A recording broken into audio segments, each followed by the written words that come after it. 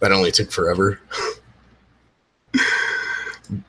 But anyway, so hello everybody that's not watching this. It's crazy early in the morning. Boredom does a lot of stuff to you. So with the recent release of the Rick and Morty episode, the first episode of season 3 that was crazily released on fucking April Fool's Day. Adult Swim really knows how to schedule things. Oh my goodness, yeah. And you know that sparked a little conversation with us where you had a theory that the second episode is going to be one of those. Or you might have what? Echo. Wait, what? I think we might have, according to the chat, we have an echo. Oh, we do. Okay, so is it like feedback echo or one of us echo? Because I'm not hearing anything. Yeah, me neither. It's probably, if I had to guess, it's probably because I'm using the hotspot on my phone, and I think Hangouts got opened on my phone. That's a negative. Well, it could also be me because my room is fairly echoey. Yeah, my room is incredibly echoey. I have had no chance to set up any soundproofing. I had to, just to do the audio for the first, because I did that salt video. I had everything ready except for, actually editing. I'm not really getting an echo on the... Oh, yeah, me neither. And yeah, it's just my room. 2 seconds, I can fix that. I can fix that with a pillow. Pillows. Yeah. This may be noisy. That should help. Let's hope that it does. Yeah. But yeah, okay, so with them putting that out on April Fool's Day, and it being a thorough episode that basically covered all the bases that you would have expected, something that was going to be like the closer of the season to cover up.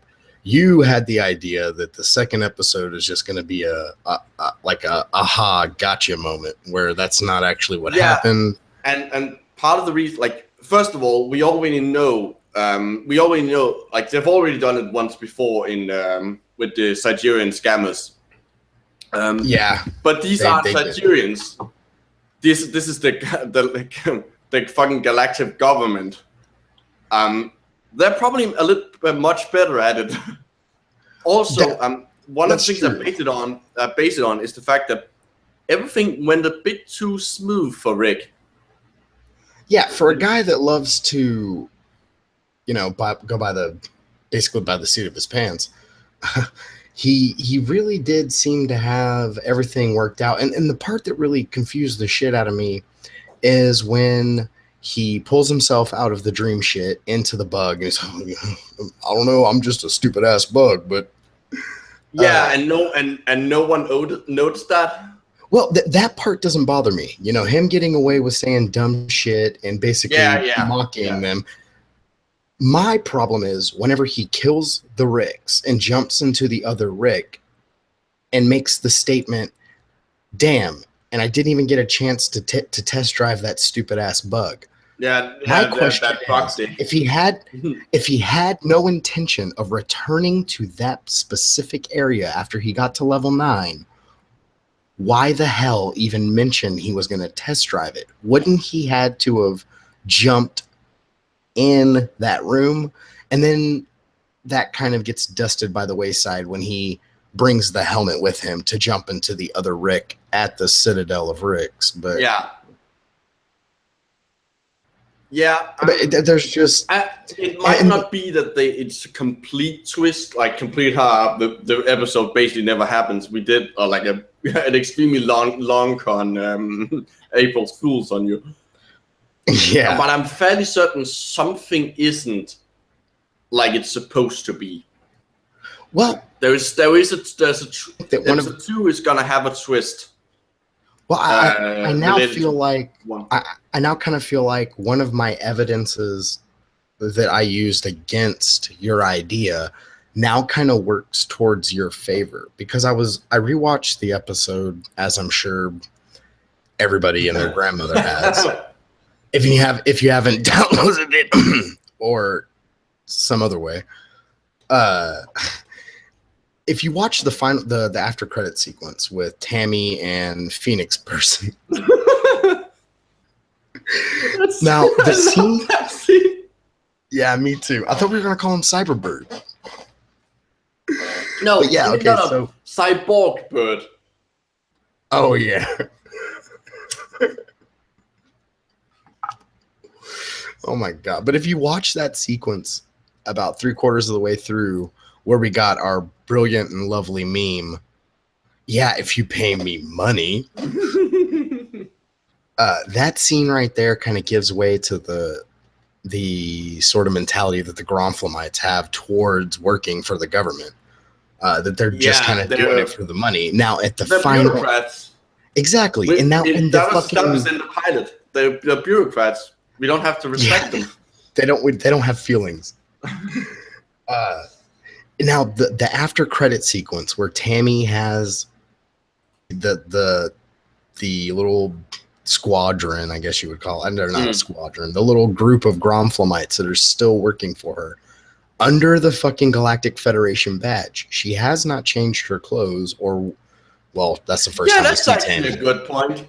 Yeah, see, like, why are they still working under the Galactic Federation badge if everything's gone to shit? Because my idea would be that every Gronflamite would probably feel, if you walk into a convenience store and one person hates his job, it's a damn good, it's a pretty good idea that maybe multiple people that hate their fucking job.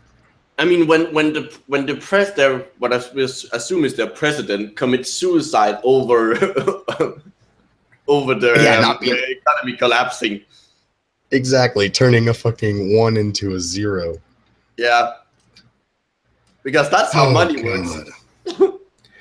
Yeah, right. But there's two things in the episode that blew my fucking mind. Their callback to the very first episode with Rick freaking out over Morty, but this time it's 9 more seasons, Morty, 9 seasons. And I love that it was 97 years this time. Yeah, because he counted down to 3. It's already been. Yeah. Cool. I thought I was the only one that noticed that. No, that's fucking sauce. Oh shit, yeah, dude. And I think I don't know if it's true. Again, I think I checked like the Washington Post or something. Reading the news has been very, very difficult recently. If it doesn't come in audio or video format where I have something I can put in my ears, then getting news has been terrible. I had to read that New York Times article like 12 times, dude. And it wasn't until I was sitting in the car and driving along a bumpy ass road before I finally was able to get more than halfway through it without fucking having to start over.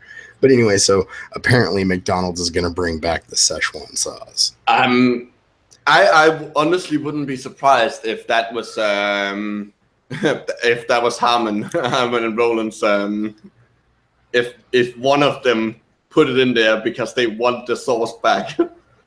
Dude, I don't even remember that sauce. I remember Mulan. Well, the thing is, I love that movie. Well, the thing is, they also give I think they give the incorrect year for it. Like the year Rick says came out was not the year Mulan came out. Well, he says 1998. Now you got me wanting to fact check a fucking off what seems like an off the cuff thing to say. Okay, Mulan. I'm just gonna type in Mulan. 98. Oh yeah, Mulan came out in 98. But I think he says. Now I can't remember what he said. Did he say 98? I seem to remember. Yeah, he says back because when he tells the Gronflamite guy, he's like, back in 1998, McDonald's used this sauce to promote the movie Mulan. Dude, this show has literally been my life for like for over a year. I don't think I've watched anything else. I think the only 2 other things that I've watched have been It's Always Sunny in Philadelphia, which I was watching on constant loop before that, And The Office, which if anybody ever watches The Office with me, you're going to hate life for however many episodes I make you suffer through, because I know pretty much every single word to every single episode. That TV series is like a good record to me now. Now I'm just like, believe me, my ex-girlfriend, Holly, used to get pissed off at me because my favorite episode is episode 4, season 4, the dinner party. No, it's later in the season. I forget what episode. It's like episode 8 or some shit. Dinner party from season 4 of The Office. Whenever you bought the DVD, you got a copy of the original script for that episode. So for the longest time, I would go through and write in the parts that were added later but not added in that script, and then mark out the lines that weren't. Dude, I was a fucking nerd. I love that show. But anyway, so yeah, I still am. But back to Rick and Morty. Not so many tangents. Now, I know that we're going to spend a great deal of time talking about the new episode and where we might see season 3 going, but there's something that is fucking... Every time I watch Rick and Morty, the only thing I can think about is Mr. Poopybutthole. And I want to see if anybody else has noticed any of this crap that I see as innocuous, or that anybody else would see as innocuous, and I'm taking great attention to. There are so many things in that episode that lend to you believing that Mr. Poopybutthole is real, especially when he gets shot, of course. Him not wanting to leave the house once the blast shields come down. And all these things. Him having a cell phone. He wants to leave.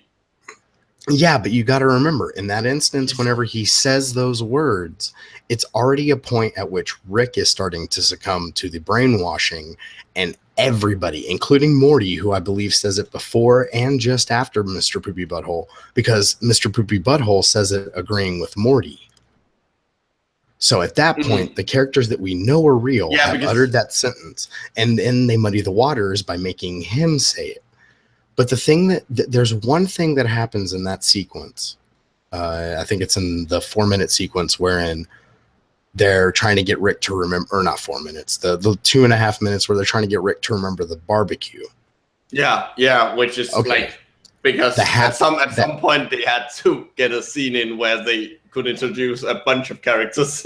Exactly. Now, in that sequence, when you're watching the actual flashback, Mr. Poopybutthole appears to be not the happiest, but he stands out as being more presentably happy in the scene. And if you listen right before it snaps back to quote unquote reality, the one voice you hear resoundingly saying the name Rick is Mr. Poopybutthole. Yeah. During the elimination sequence where they're killing everybody that doesn't have a bad memory of, Mr. Poopybutthole is nowhere to be fucking seen. Nope. I've watched the. They don't even give like you would expect him to get a gun. Exactly, or you would expect his little plot line to be at least acknowledged. Yeah. But no, they never fucking come to it at all, and. Okay, turns out the echo was because Damien had 2 tabs open. 2 tabs of what? 2 tabs of the stream open. That's why we had the echo. He had the... Oh, okay. At least we figured that out. But yeah, so, and then the only thing that they give you up front as your clear-cut evidence that Mr. Poopybutthole is real is the photos.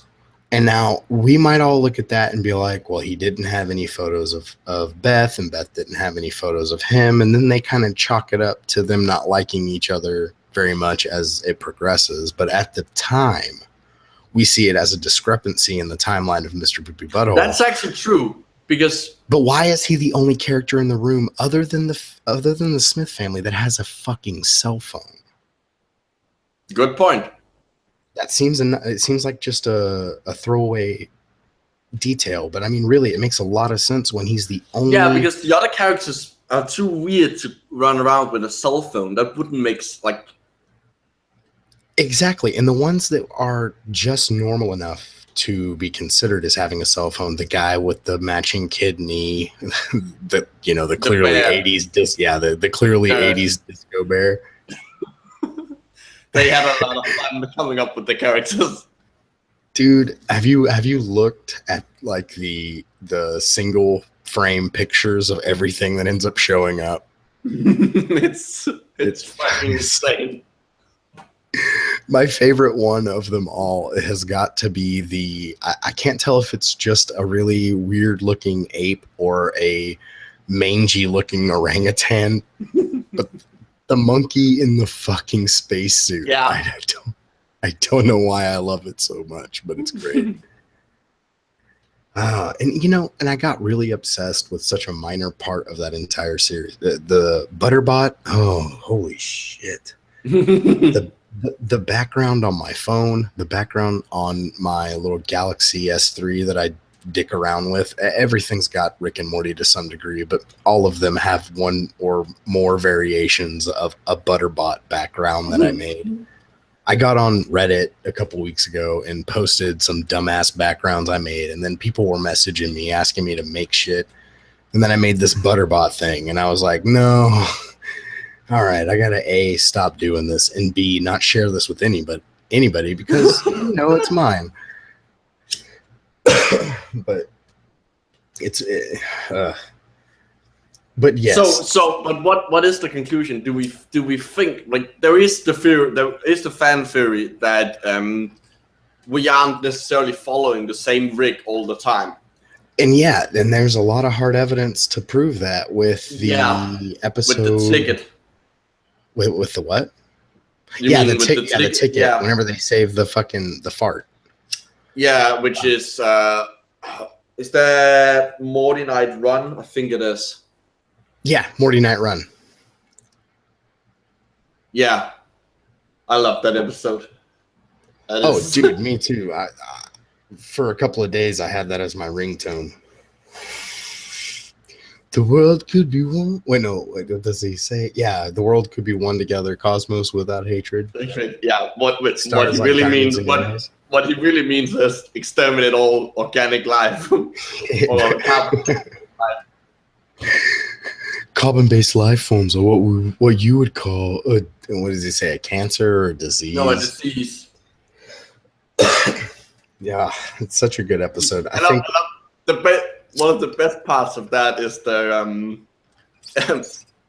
two best parts. The first one is the one where he kills everyone, where he makes the guy commit suicide. My life is a fucking joke. Yeah. And the other one is when they land and next to the wormhole, and he says like, he keeps repeating what you would call. Oh yeah, like a fucking American in France. Yeah. Oh shit, dude. And then actually my favorite part is not even connected to the actual episode itself. It's the after credit sequence with the Blitz and Shits commercial. The best part is I get to be in the commercial. It's fucking Rick, dude. Oh no, another great line from that episode is stop. Enough about fucking Moonman or whatever he says. Like when he interrupts the. Oh yeah, what is the exact line? This isn't a fucking musical. Enough about the goddamn move, man. This isn't a fucking musical. Actually, I think my favorite line from that episode is there's two things that everybody in this room needs to know. A, don't ever cross me. B, it's time to go. I probably butchered that line, but I think everybody understands what I mean. But, with the Mr. Poopy Butthole, and then you got the ticket issue whenever we followed the fart Homunculus Michael timeline. It's shut the fuck up about Moonman. That's the line. Yeah, that's what he says.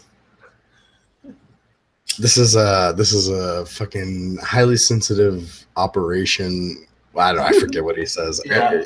Somebody probably knows the line better than I do. I haven't quite learned It's a hard show to remember the lines from because they're delivered in a more like casual way. Exactly. And I find that the lines that I do remember thoroughly and the ones that I remember without fucking them up are only the songs. Yeah. Let me out. Let me out. This is not a dance. I'm begging for help. I'm screaming for help. Please come let me out. Ooh, yeah. I'm dying in a vat in the garage. That's my favorite fucking line from any of. I think Tiny Rick. That episode was fucking great. The after credit sequence was just the cherry on top. The guy goes to start his fucking diatribe in vampire voice, and then all of a sudden he's like, "Wait, he named himself after the most famous." Was he doing a bit? I feel like I'm being the asshole. Everybody's looking at me like I'm the buzzkill. This is ridiculous, right? Because I know that most of the post-credit sequences follow the storyline, but then you've got the ones like with the multiverse battery where the after-credit sequence is just Morty turning into a car. It's like it doesn't advance the plot. It was just a throwaway joke they decided to. Because like one of the things is like the humans seem to handle all the weird shit surprisingly well. Oh my god, yes. In the in the Tiny Rick episode, I think it's called Big Trouble in Little Sanchez. I don't know the exact titles to those. I know all the first season ones. Yeah, no, but like Tiny Rick, can I have a word? It's the fact that you're an 8-year-old. Yeah, the fact that you're an 8-year-old man in a body never bothered me. Like he's just completely casual about it. Yeah, but if you look back at, especially in season 1 and furthering into season 2, Principal Vagina seems to always have this really nonchalant cavalier, like in the Meeseeks and Destroys. Whenever the Meeseeks gives the speech at Summers High School, at the very end of his speech, after everyone goes to applaud, fucking Principal Vagina just looks at Mr. Meeseeks. He's like, "Mr. Meeseeks, Principal Vagina, I'm going through this custody thing with my ex." And he's like, "I'll just get your information from Summer." Like it was nothing. Like the Meeseeks was always enrolled in the high school. Like, but and with the one with the Cromulans, and he's like, that is probably my favorite episode. I fucking love that episode. That is definitely my favorite Principal Vagina episode, especially because of all previous religions. I'm gonna go outside, drop to my knees, and pledge my eternal life to the thing in the sky that controls the fucking weather. That literally controls the fucking weather. Oh shit! But yeah, so with Vagina's character, especially to me, I think growing up and having to live with the last name Vagina has made this man accepting and probably a little more open to things, because he's had to follow up saying his name with "Let me reassure you, I'm definitely in charge." The name Scandinavian, possibly Scandinavian. Which no, it fucking isn't. No, it's not. But I think that's the best part. But that kind of goes alongside one of the things that I think it was Justin Roiland said whenever they asked him if he was too concerned with following real science or facts, and he was just kind of like, what? No, go ahead. Oh, and he was just kind of like, no, like in a shorthand kind of answer. I don't remember exactly what he said, so I'm gonna. Yeah, no, that's not the point. I mean, in for fuck's sake, in Anatomy Park, one of the things that runs like they call it E. coli when it's clearly based on a T4 bacteriophage, which is a virus. Like there's like Rick and Morty is not supposed. Jesus, Micro. No, but that was the best thing I could have ever heard someone say as a problem they had with Rick and Morty. No, it's not a problem. I mean, that's clearly what they're based on. But like I don't give a fuck. Like, that's not the point. It's like, it's not really a sci-fi show. It's a science fantasy show more, because we never actually get like an explanation of the science fiction. Like, they're just like, for fuck's sake, in the new episode, what's her name? Beth's mom. They do name, even if it's a fake one. They do name her. Diane. Her name is Diane. Yeah. Yeah. When she comes out and says, "I heard sci-fi noises." Oh yeah, and I think it's also pretty good whenever another thing that kind of ties into what you're saying is whenever he asks him if that was the code for, or not the code, but the equations for his portal gun. He's like, "Yep, that's the 3 lines of math that separates me as a fucking 3 lines of math." Yeah, no. Yeah, like that is all the. When you look at what's written on the pavement, it's like literally like something you would see on a midterm test for a physics class in high school. Like, that's not quantum mechanics at all. No, it's not. And if it is, holy shit, they've really condensed things back in the past. Yep, that's me. I used to wear blue pants. I love that line. Like, yeah, me too. Like that's what would be the problem. Yeah, and that's the difference. Yeah. Not that you were a better person and more younger quiet. or anything. No, you were. Also, if he actually made up that memory, that means he actually made up the idea that he used to wear blue pants, or at least even if he did, like, decided to consciously insert that thing in. Well, the fact that the man was creating butts that farted into the face of somebody trying to take a sip of their coffee, that should have went everything. And I also love the idea that the Gromflemite points out that the memory is between his memory of where he was on 9/11 and his favorite sports blooper. Like, yeah. What the fuck? But Rick does look quite devastated in that 9/11 segment, though, if you look at him.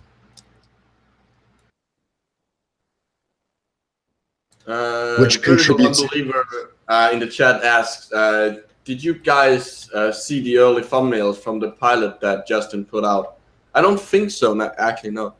The only thing that I've actually seen, as far as anything further than what we've been able to view so far, is the Rick pickle thing.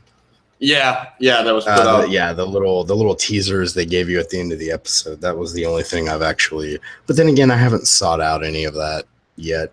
I've been trying to stay away from it. You know, like somebody that doesn't want the spoilers for, a movie, so they stay away from Facebook. Sort of like that. And I'm not saying that that anybody's gonna spoil it or anything. It's hard to spoil Rick and Morty because, like, with those kind of, well, it isn't hard, but with those kind of little clips, like they could fit it, like they could be a cutaway joke for all we know.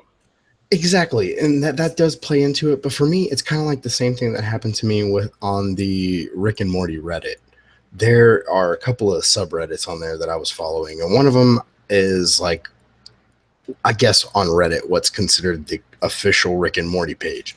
And between season 2, literally the day that it fucking dropped, till just 3 weeks before we got the first episode, because that's whenever I stopped paying attention to the fucking subreddit, it was just constant speculation. People taking the most tenuous, disconnected bullshit and making some wild, preposterous fucking claim as to when the first episode was going to come out. I'm almost positive that somebody in there probably said April 1st, and that dude's probably broke his arm jerking himself off already. Rick and Morty joke, yo. Good, yeah. I was about to say good Zing. But for me, it's really, I fucking hate speculation. Whenever you go into anything like this, where because it turns into a conspiracy theory.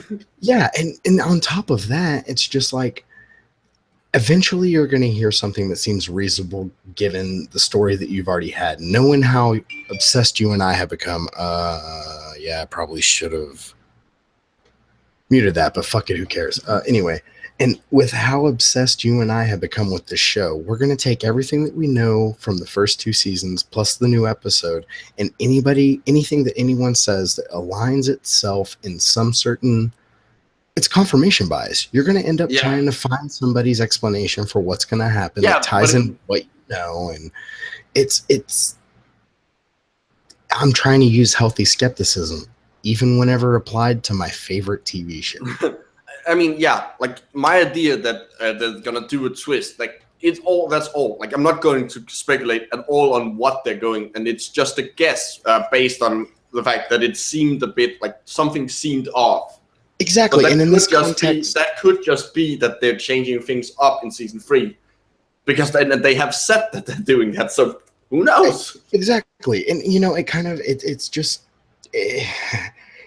one of those things. It's like a fun thought experiment, and in this context, you and I aren't going to take any real stock in it. And yeah, I'm not going to lie to you. After you mentioned that, I watched the episode again and was trying to find some evidence that maybe backed up what you said or something that pushed back towards my corner, and I kind of found myself in the middle. But my point is that beyond our little discussion we were having, it wouldn't have gone any further than that. I wouldn't be turning to somebody else and presenting this evidence. It was just a fanciful thing to think about. And I think that whenever you end up on the subreddits and the Facebook pages and all that shit, you end up tied into, you know, you get roped into these conversations wherein it becomes a battle of who knows more about a fucking random Adult Swim show, and less about I think you step away a little bit from the appreciation whenever you start trying to ascribe special meaning and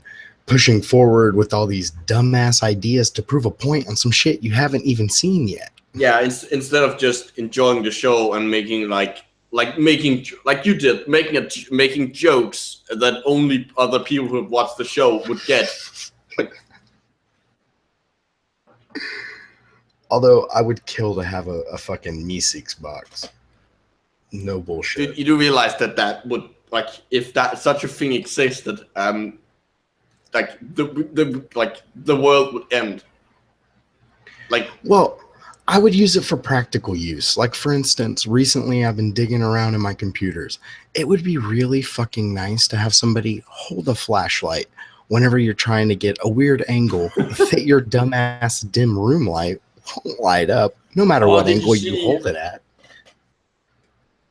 Oh, did you see someone, like there is like this great 8-bit artist that has done a few things for Adult Swim. He made what's basically like a Pokemon battle with Meeseeks boxes. It's fucking awesome. Wait, I think I did see that. Did you send me a link to something? No, I don't. I sent you a link to something else, but not this. Yeah, you're gonna have to send that to me and put it in the chat so that other people are gonna. Yeah, it's on Adult Swim's. Oh wait, if I think it was it or was it not showed with the teaser little trailer crap they had at the end of the episode? Possibly. I'm putting it in the chat. Because I know that I noticed. Now maybe I could be wrong with what it was that I saw, but I was pretty sure that I saw a Meeseeks type Pokemon battle. Dude, I want to get so badly. Do I want to get something like something framed of someone's amazing recreation of Lawyer Morty? I want Lawyer Morty. He's not even a lawyer. We just keep him around because he's fun. When he fucking steps up and whispers to him. I wonder if they put him in Pocket Mortys. I think I saw something on YouTube earlier, like some fucking advertisement that had. Okay, it was either an advertisement or a meme on Facebook, but I think I saw a Pog Collection Lawyer Morty in a Pocket Morty situation. Let's see.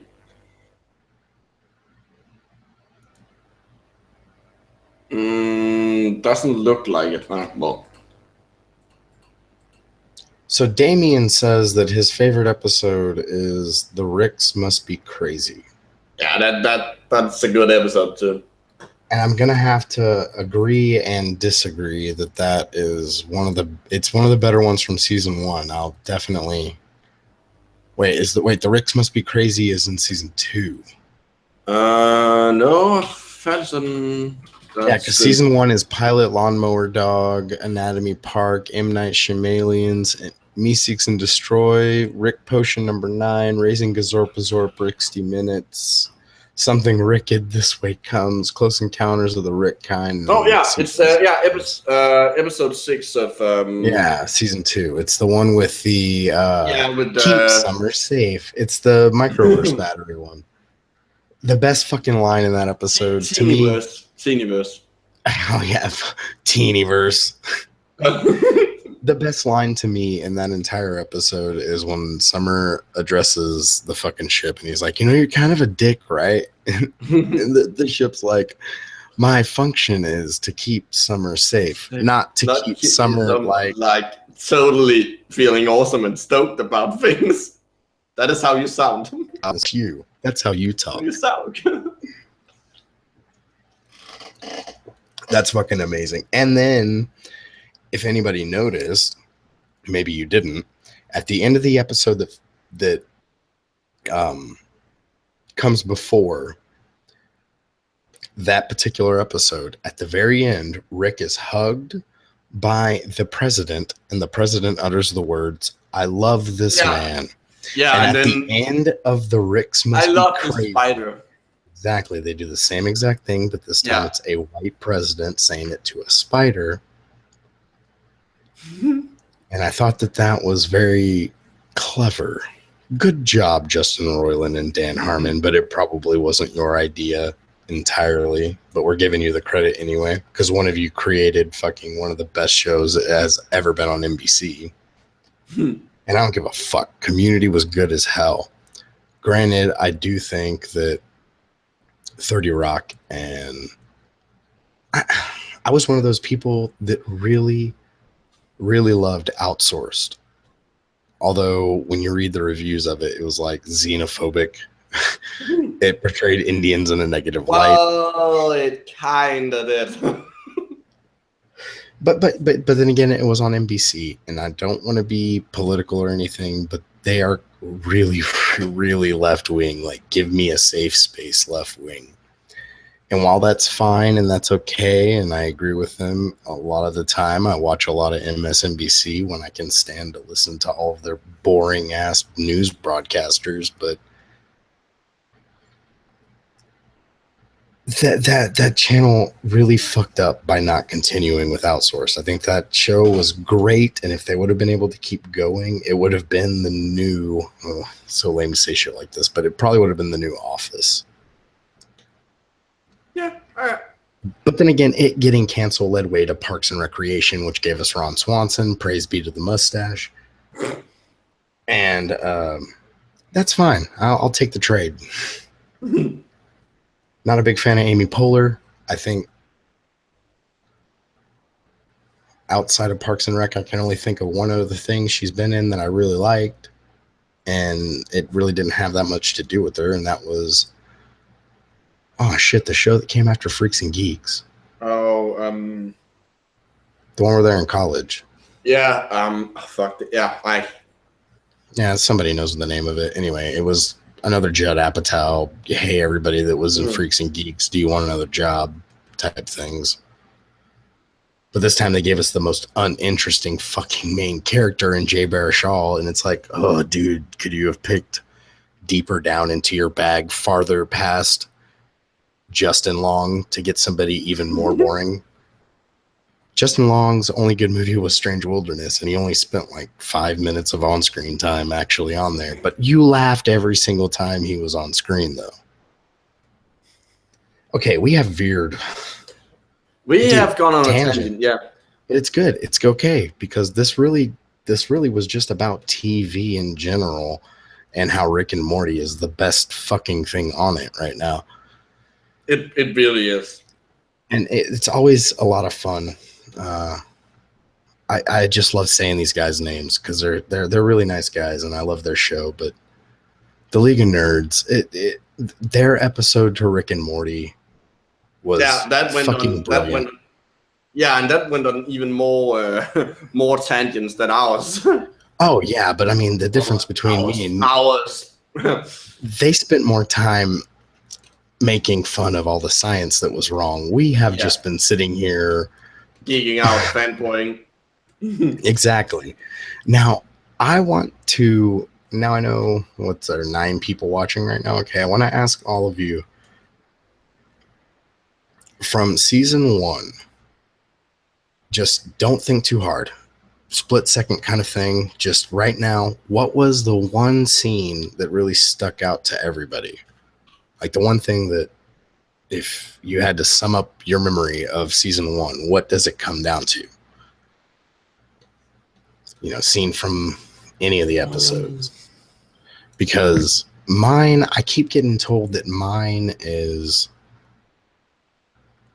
Undeclared. The Critical Unbeliever. Thank you very much. And yes, Job's wife, but they actually got divorced, and she's married to the guy, Nick whatever, from the League, the dude with the glasses. The Gazorpazorps. Yeah, the sex robot. That was fun. And, you know, my grandson will take the sex robot. And the face he makes after he said. Do y'all watch Harmon Quest? Is that the fucking MMO?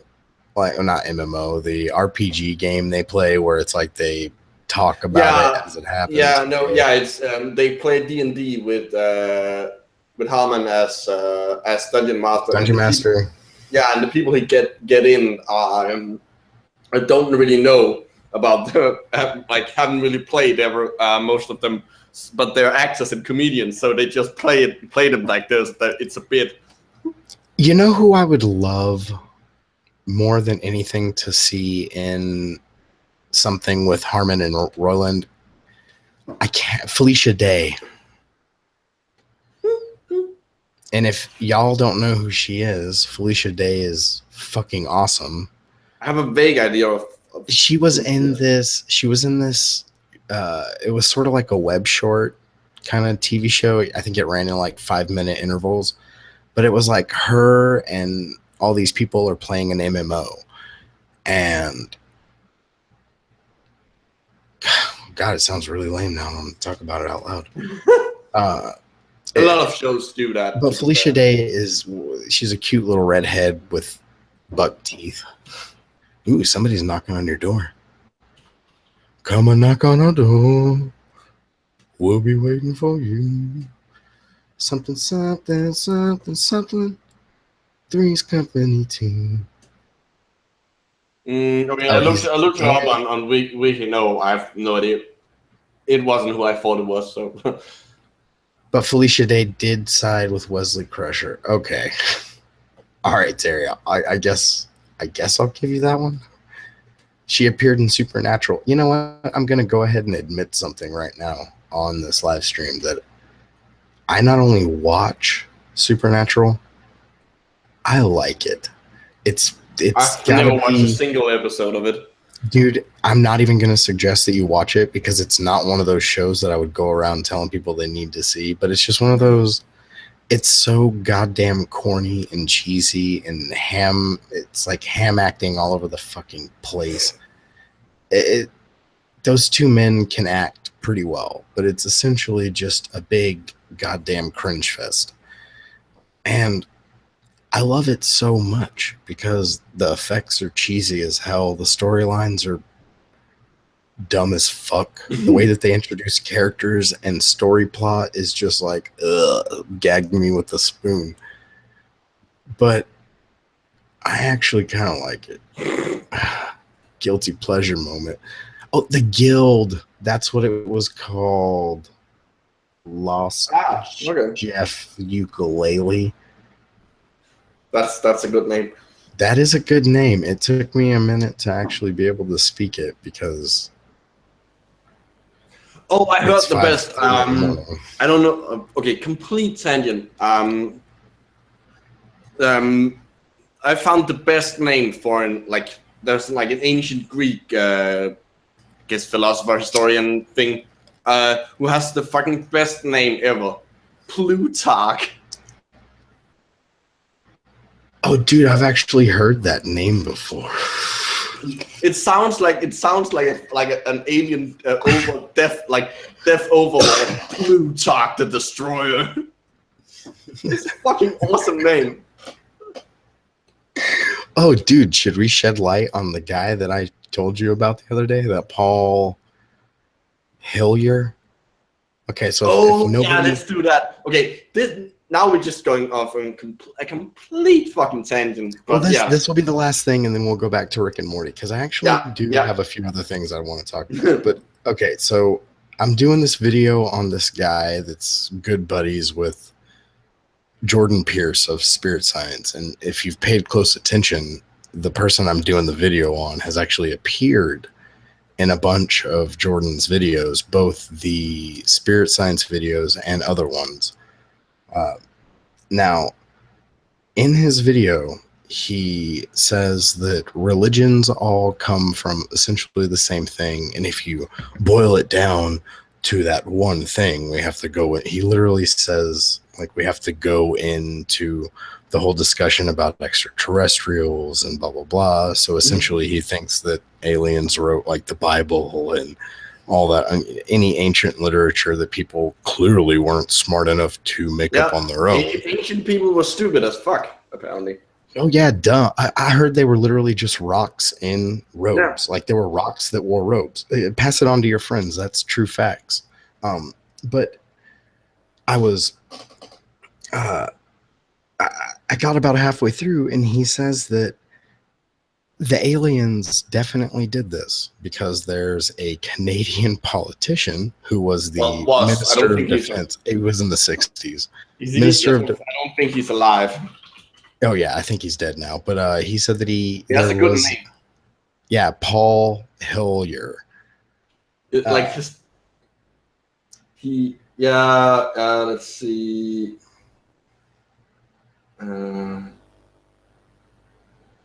Yeah, his name was Paul Hillier. He was the Minister of Defense for Canada in the 60s. He was there.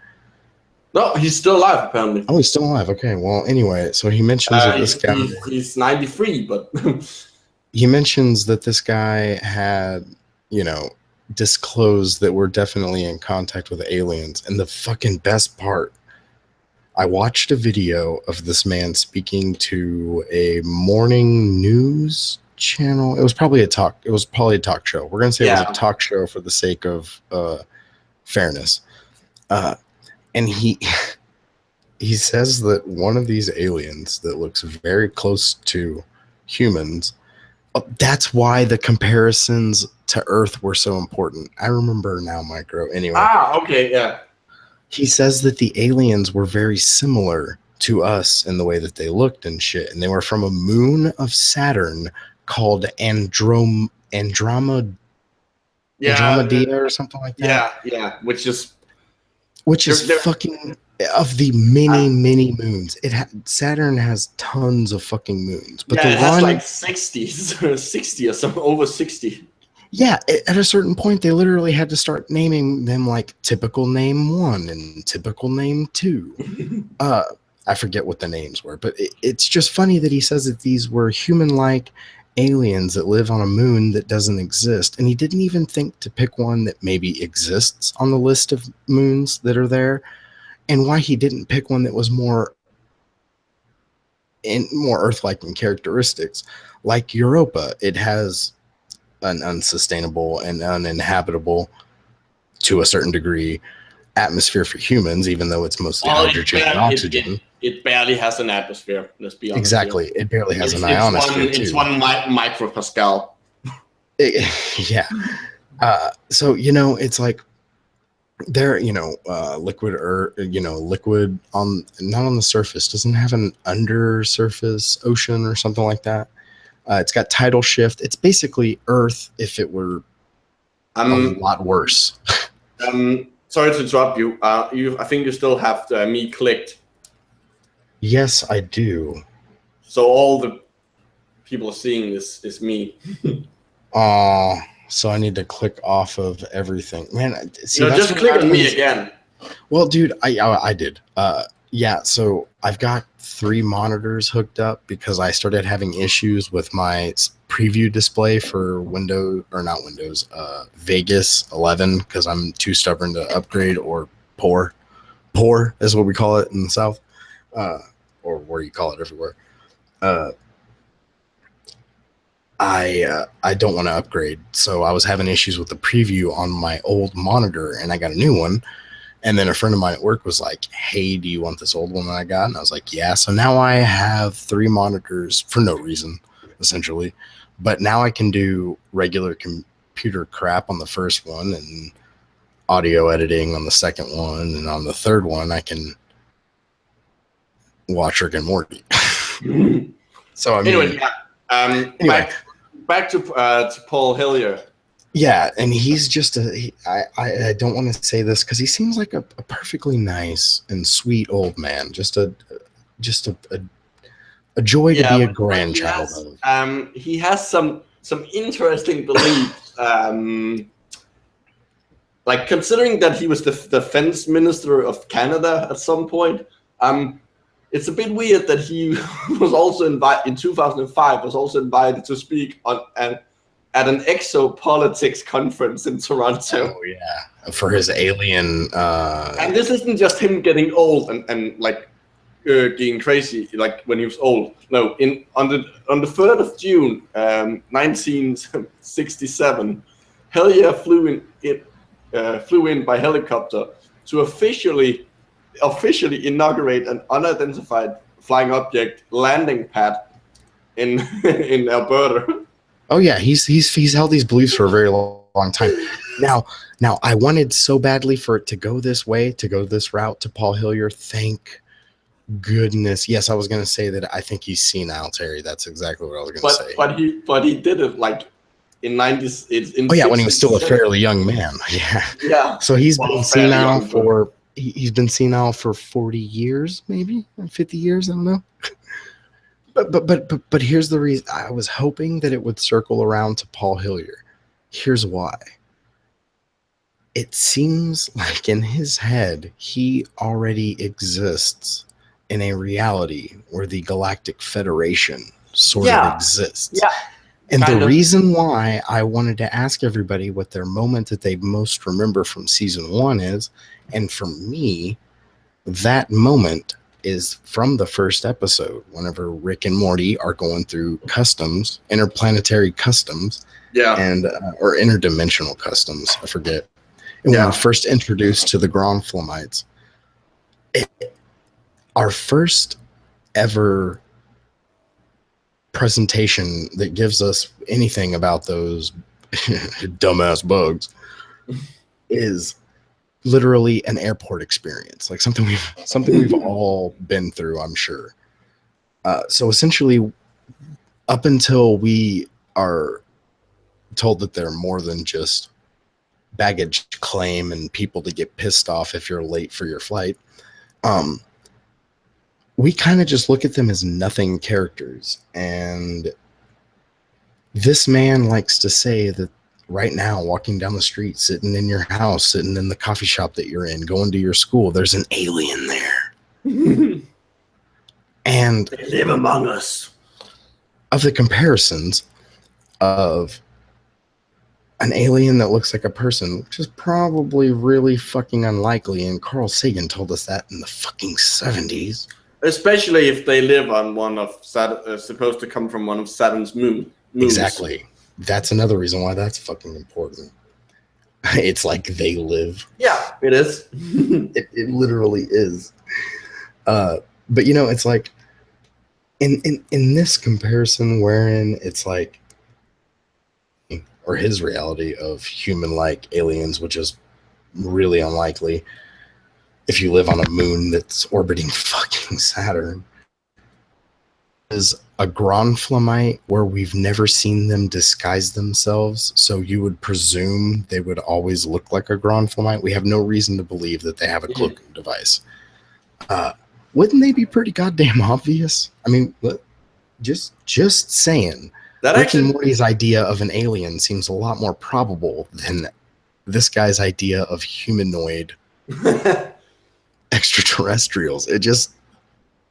I know, that seems entirely pedantic and stupid, but it's just like, come the fuck on. That actually brings up a good point. What exactly is Tammy? Is she a human that was recruited at a very young age? Or is she an alien? Well, that's something I actually hadn't thought about at all. And that's a good question. No, I hadn't thought about it either. Her speech at the reception, whenever she's like, am I a human girl from the planet Earth? Whatever. Marrying a 42-year-old person. Or am I a super secret? But in a lot of ways, I'm not. Yeah, in a lot of ways, I'm not a 17-year-old high school senior from the planet Earth who's marrying a bird person. Yeah, something to that degree. Now, that brings up a lot of good questions because she kind of contradicts herself. Not contradicts herself, but contradicts what we know as Tammy by saying, am I a super secret undercover agent for the Galactic Federation? Yeah, because she she looks human, and all the other aliens we've seen don't look human at all. Yeah. So are we to presume that she is that she's a human that has been recruited by the Galactic Federation? Now it would make sense. Yeah, but she's also 16. True, but and she would have had to be recruited at a very young age. Because unless she has some sort of God, this sounds dumb. But we are talking about Rick and Morty, so I guess it doesn't really need to make sense. Maybe she's like a race of aliens. It's like able to stay looking young, like the Fountain of Youth aliens. I know that sounds stupid. Who was the guy that was looking for the Fountain of Youth? Was that Ponce de Leon? I have no idea. We'll call him We'll just call him. I know who you mean. The Spanish. The guy that was looking for the fucking Fountain of Youth. I forget. Anyway, it's really inconsequential. But maybe she is an alien because I don't know, man. Believing that she's from Earth isn't really too far of a stretch, I guess. But I mean, if she's a human from Earth that has been recruited, she would have to be really young. You're right. But then again, there are a bunch of women. Otherwise, they would because if she's got recruited before, recently, she wouldn't betray Summer because they're friends. But I mean, okay. Unless, of course, she's complete psychopath. We don't know. That makes sense. But I mean, think about it in the sense of, and I know this is probably a stretch, but I mean, sleeper cell, maybe, she had the whole idea, let's blend in, let's sew myself into X, Y, and Z, and then from there I can. Well, that is what she did. She was deep undercover. But then again, if she was recruited young and her and Summer grew up together, or at least went to school with each other long enough to become as close as they're portrayed as being, you would think that, maybe there was a connection there wherein she would to separate herself from her life on Earth. But I mean, then again, to the to the devil's advocate that can't help but scream out, what if she's some sort of sleeper cell mentality, not exactly sleeper cell, where it's I can do this, but separating yourself from. Yeah, she might not actually be the most mentally stable person. Yeah, maybe there is a sociopath that's riding underneath just underneath the fucking lines. We got a Dennis Reynolds. But I hope we get. I don't want like a complete backstory of her, but like I want like at least a couple of hints to how that happened, because. And I think we are gonna get that, because we will end up getting to see more of Rick's past and Bird Person's past and stuff like that. Well, really, the only question that needs to be explained at some point. Yeah, seriously, we've gotten too many hints of it, especially from the pictures in both the episodes. I'm blanking on the names. In like the final episode of season 2. First, yeah. Well, what's the episode? No, that's Get Swifty. Where he no. Where the episode where all the Ricks are getting killed, and Beth's like, "Oh, I'm gonna make you saucer-shaped pancakes." I forget the name of the episode. It's in season 1, but anyway. I know which one you mean. Yeah. But that episode, whenever they're going through his memories, he has memories of Morty. There's one of a young bird person, and then, excuse me, I'm very sorry. I'm not able to edit out the burps. Anyway, so and then the last episode of season 1, whenever. Oh no, it's in season 2 during the Swifty episode. Yeah, because we see a picture of what. Young Morty. But yeah. Well, we see a picture. A picture that I'm not sure how that picture could have been taken, because then again, Rick's been gone for 20 years. Yes, and Morty is only 14. But then again, there are a bunch of timelines where exactly. Yeah, see, that's where you have to just admit that you're falling into that inevitable void that people fall into when trying to explain their way around. Whoa, you're breaking up. The plot holes. Okay, what about now? Now it seems fine. You were still understandable. Yeah. Okay. There is but I'm also fairly certain that they have been completely more speculation, but they have been alluding to the idea, at least, that Rick might not be from the universe that Morty is from.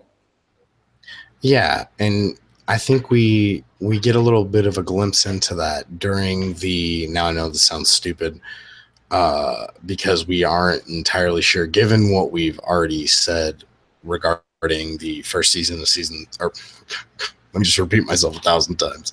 The first episode of season 3, where Morty and Summer are being brought into the Citadel of Ricks after they've been captured. We get a lot of the looks at Rick and Morty. Now, they have gone to great length, especially in the episode when Rick and Morty go, in the same episode where he sees his memories, where all the Ricks are getting killed. They go to the Citadel of Ricks, and we don't see that many Rick and Mortys that are exact duplicates of Rick and Morty. But in the episode 1 of season 3, when they go to the Citadel Ricks, there's an overwhelming amount. Well, there also is in the other one, the one with the pancake things. Same one I'm talking about. The whenever they get taken to Rick and Morty. But when they go to evil Rick's his lair, all the almost all the Mortys there just look like Mortys. They're normal Mortys, yeah. And then you've got the Hammer Morty that's like, I'm more than just a hammer. Who is dead now? Dude, okay, did you notice that in the first episode of season 3, the very first inmate to jump out onto the deck of the fucking Citadel of Ricks is the guy that asks Rick at the end of the episode of the last episode of season 2, what he's in for. The very first alien to jump out is that guy. I clearly watched that episode in slow motion for a few parts. That's actually a good point. Lost Jeff Ukulele has a good point. Yeah, that they do have the ability to erase memory. Tammy. Oh, that's good. That's a good point. They might have forced her into like we are assuming that she's doing this of her own volition, but she might actually have been brainwashed in some way. That is a good point. Sort of. That would actually make sense, because that would be a way to get close to Rick. Now, but that also presumes, like, the whole thing.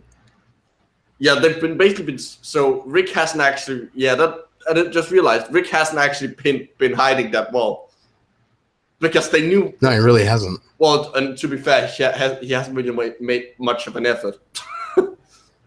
And if Tammy was okay, this begs a few questions for me. No, Maybe not for everybody else. Well, for me, they're screaming at me. Yeah, no, but the begging question is logical fallacy. Okay, yeah, good point. I just meant that. Yeah, turn of phrase. Yeah, I know. To me, a few questions scream out and beg to be answered in that moment. If Tammy is in the same fucking town as Rick, and he's basically just hanging out in the garage at his daughter's house, and she is best friends with his granddaughter, and it is pretty well known that that's his fucking granddaughter, why is she hiding? I understand that the wedding was a way for her to... Because they want to get all of them. But the party is the catalyst that the party at the end of season 1 is the catalyst that brings those two characters together, and we don't see any of their interactions together until the fucking episode where they save the fart that can turn, that can just poop gold. We also brief glimpse into their life where Tammy is just being gross. Yeah. You know what human eats. Yeah, that's in Get Swifty. Yeah, whenever he is teleporting trying to find his parents. Yeah. Although I do think it's kind of great that in the first episode of season 3, they take us back to Morty, the current Morty's former home. And that's another thing that kind of...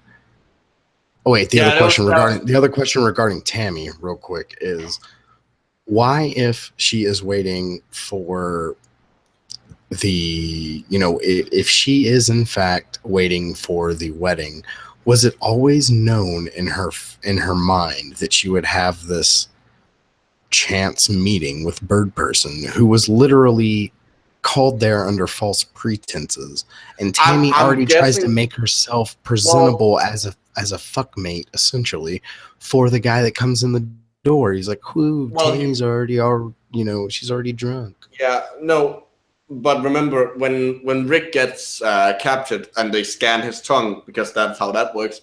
Like the list of things he has done, like they obviously have a pretty good psychological. They have a psychological profile of Rick, at least to the point where they would probably be able to predict that at some point he would, he would bring Bird Person to Earth. But the factors there are a little too. I agree. It's I agree. They got pretty fucking lucky. The undercover operation. Yeah, seriously, that was like a 1 in a million chance. They literally had to be in a situation wherein those two would be able to ran out to some degree. Yeah, getting Bird Person's beak wet. Exactly. What if he was still in his spirit meld? Like, that's another thing. Like, never mind. It's not another thing. It's the same goddamn thing. There are too many. It just seems like it was like the fucking stars aligned perfectly in that one, buddy. Like, it just seems like everything was too perfect. Well, that might just, like, to be fair, like, getting it's probably not that super, like, you could see how careful Rick was being to avoid it. He didn't want to go to the wedding.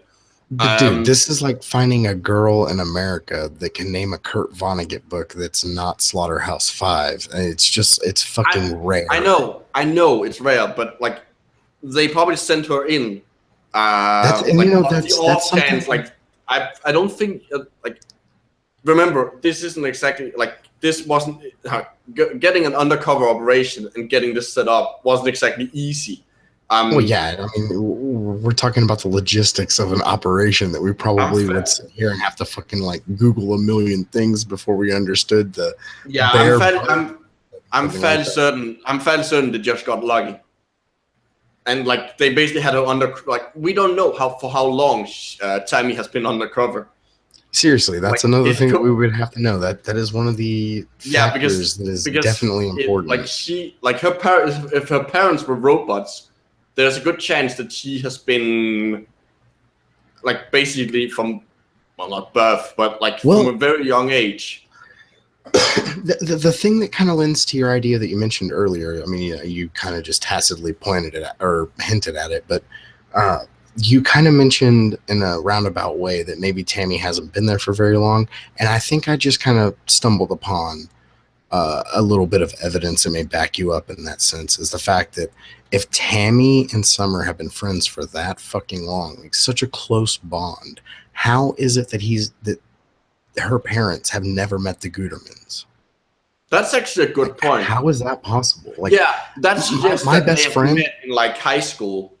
Like my best friend, they've met after the age where you start being embarrassed by your parents. And to be fair, Summer has a good point with that with Jerry.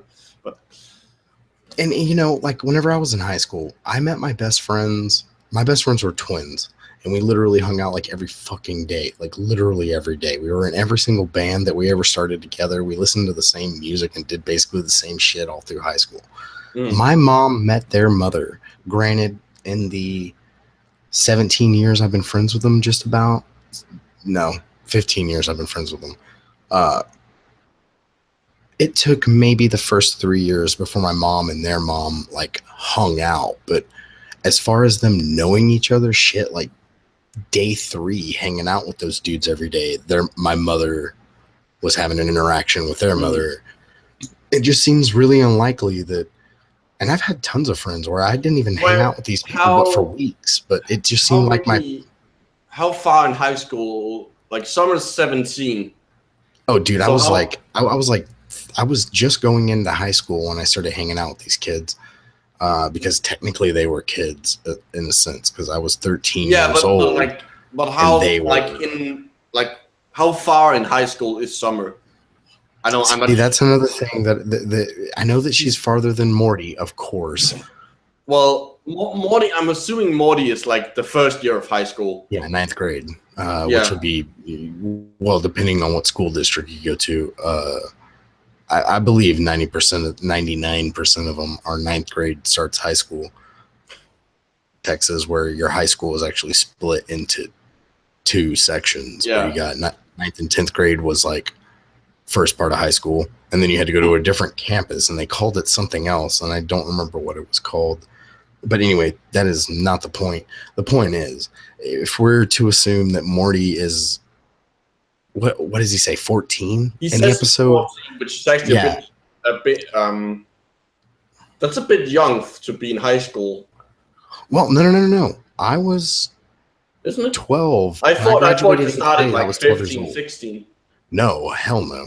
No, you graduate high school. Typically, the average age to graduate high school, if you didn't fail a grade and you didn't skip a grade, was typically 17 or 18 years old, depending on when you got. So summer is in the last year. So presumably, wait.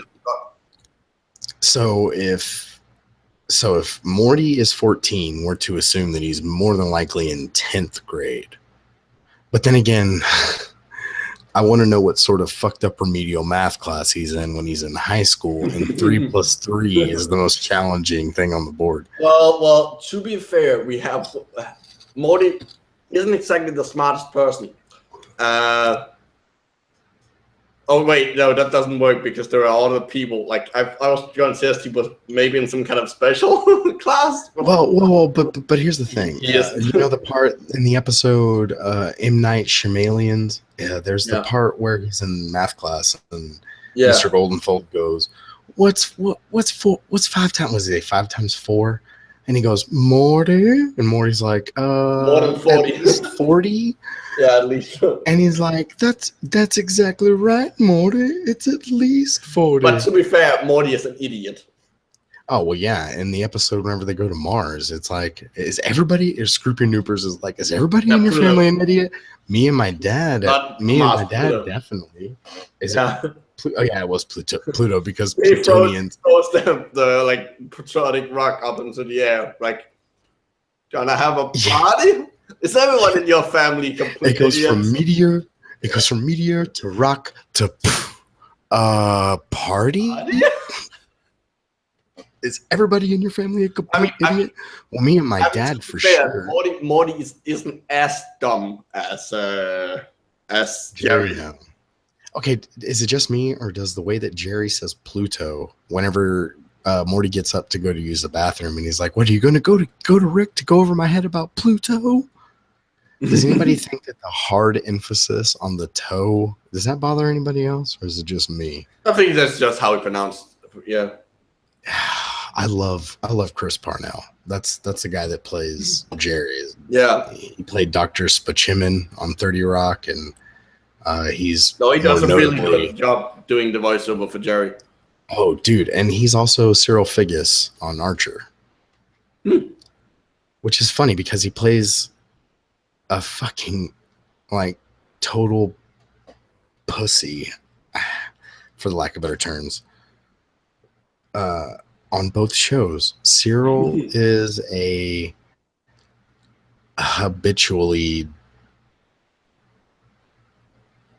he's just constantly succumbing to the will and whim of everybody else. What do they call that? Push around. I'm not sure. Pushover. There you go. He's a pushover. Yeah. There you go. Yeah, he's a total pushover. He's a pussy. And he's a sex addict, I guess. And now Jerry is divorced. You know, I'm really curious because, in the episode with what the fuck are they going to? Yeah, and he's like, yeah, who needs it? Who are you? Paul Fleischman. In some timelines with divorces, but it's okay. I don't cross the lines with Morty. Every kid needs a dad, and no one can replace you. Oh shit! Which is actually a good point because in one of the infinite timelines, that would happen. Yeah, I'm just wondering. Whenever I first saw that, I was just wondering: is this the Paul Fleischman timeline? Because as you notice, when Beth walks out of the garage, she's texting. Who's to say she wasn't swiping left and right? You know what I'm saying? She is up on the Tinder. You know what I'm saying? That would imply time travel. How? Because then she has a smartphone. She's no. It would happen because in order for the timeline we are in now to be where she remarries Fleischman. Then because when we see him, that's already happened. But we already brought up the fact that we might not even be following a Rick from the same universe. Yeah, but presumably the timeline just are going. Because think about it, you gotta follow me here. You have to admit that in all of the times when Beth has threatened to leave Jerry, that on a certain timeline, going back to even the first time she threatened it, which we'd have to presume has not been the first time in just the time that we've been introduced to them. Yeah, it could have happened multiple times. In an infinite amount of realities, one of those times she did it. But we're not on infinite. We're on the finite curve. Oh yeah, the central finite curve. You're right. Yeah. Well, okay, so I'll have to revise my hypothesis. To be fair, the central finite curve is probably very close to being infinite. Well, some cosmologists say that the universe might be infinite, but it would be infinite in the sense of infinite expansion for infinite time. What? What? I'm blown. Yeah, I just had I was trying to imitate one of those people that are easily impressed by stupid things.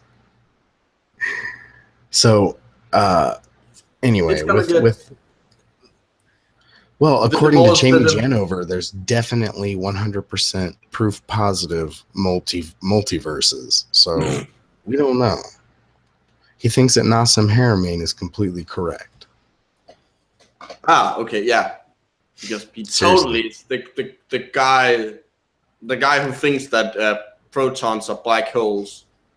Yeah, if anybody wants to have like a quick 2.5-3 minute laugh, type in the name Jamie Janover, Jamie Janover, and then after that, I need you to type in complimentary works of Nassim Haramein and Druvalo Melchizedek.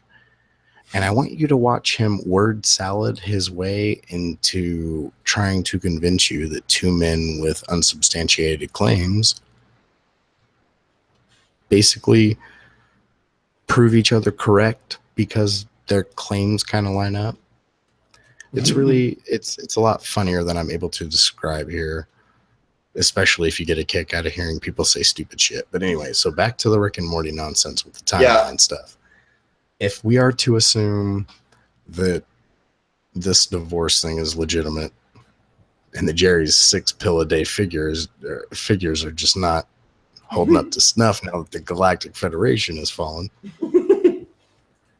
I'm more curious about what happens with him than I am of how it pertains to the future of Rick and Morty. Because as we've seen it, Jerry by himself is overly confident, severely insecure, which contradicts itself entirely, but that's kind of all we've been able to get a glimpse of. And he seems to be... I'm not sure how he's gonna survive on his own. Exactly. That's what all of this was going to boil down to. Like, he doesn't seem to have any real world skills outside of pulling in money for his family until he lost his job. Yeah. Dude, I didn't realize it until the other day that Jerry has been unemployed for like a season and a half. In Showtime, that's like 2 years. Holy shit. How much money did he have saved up that they were just able to make fun of him? How much does a horse doctor make? Yeah. Horse surgeon. Horse heart surgeon. That's such a... I'm actually fairly certain that because considering how how expensive horses are to begin with, and race horses especially, I'm guessing Beth probably makes a fair amount of money. Well, dude, any place, anywhere where your horse hospital is so on the nose that it is literally shaped like a fucking barn, and seems to be Doctor Who fucking police box dimensions where you see it from the outside and it's tiny as hell, but on the inside they have this fucking surgery theater that's massive. Have a basement. Yeah, it's it kind of reminded me of, now it's granted it's not shaped like it and it doesn't really have the same atmosphere, but anybody who watched Torchwood, the spinoff for Doctor Who, it kind of reminded me of their little lair where the doctor did her little tests and experiments, that little galley where it was just like inexplicably a like the most non-sterile environment you could ever introduce medical. What it reminded me of whenever I saw her doing surgery for the first time. When Jerry goes up there to support her with his confidence. But Rick Potion number 9. Yeah. If anybody was curious. Not a good episode. Dude, I have a lot of love for that episode. Are there any bad episodes? Let's be honest here.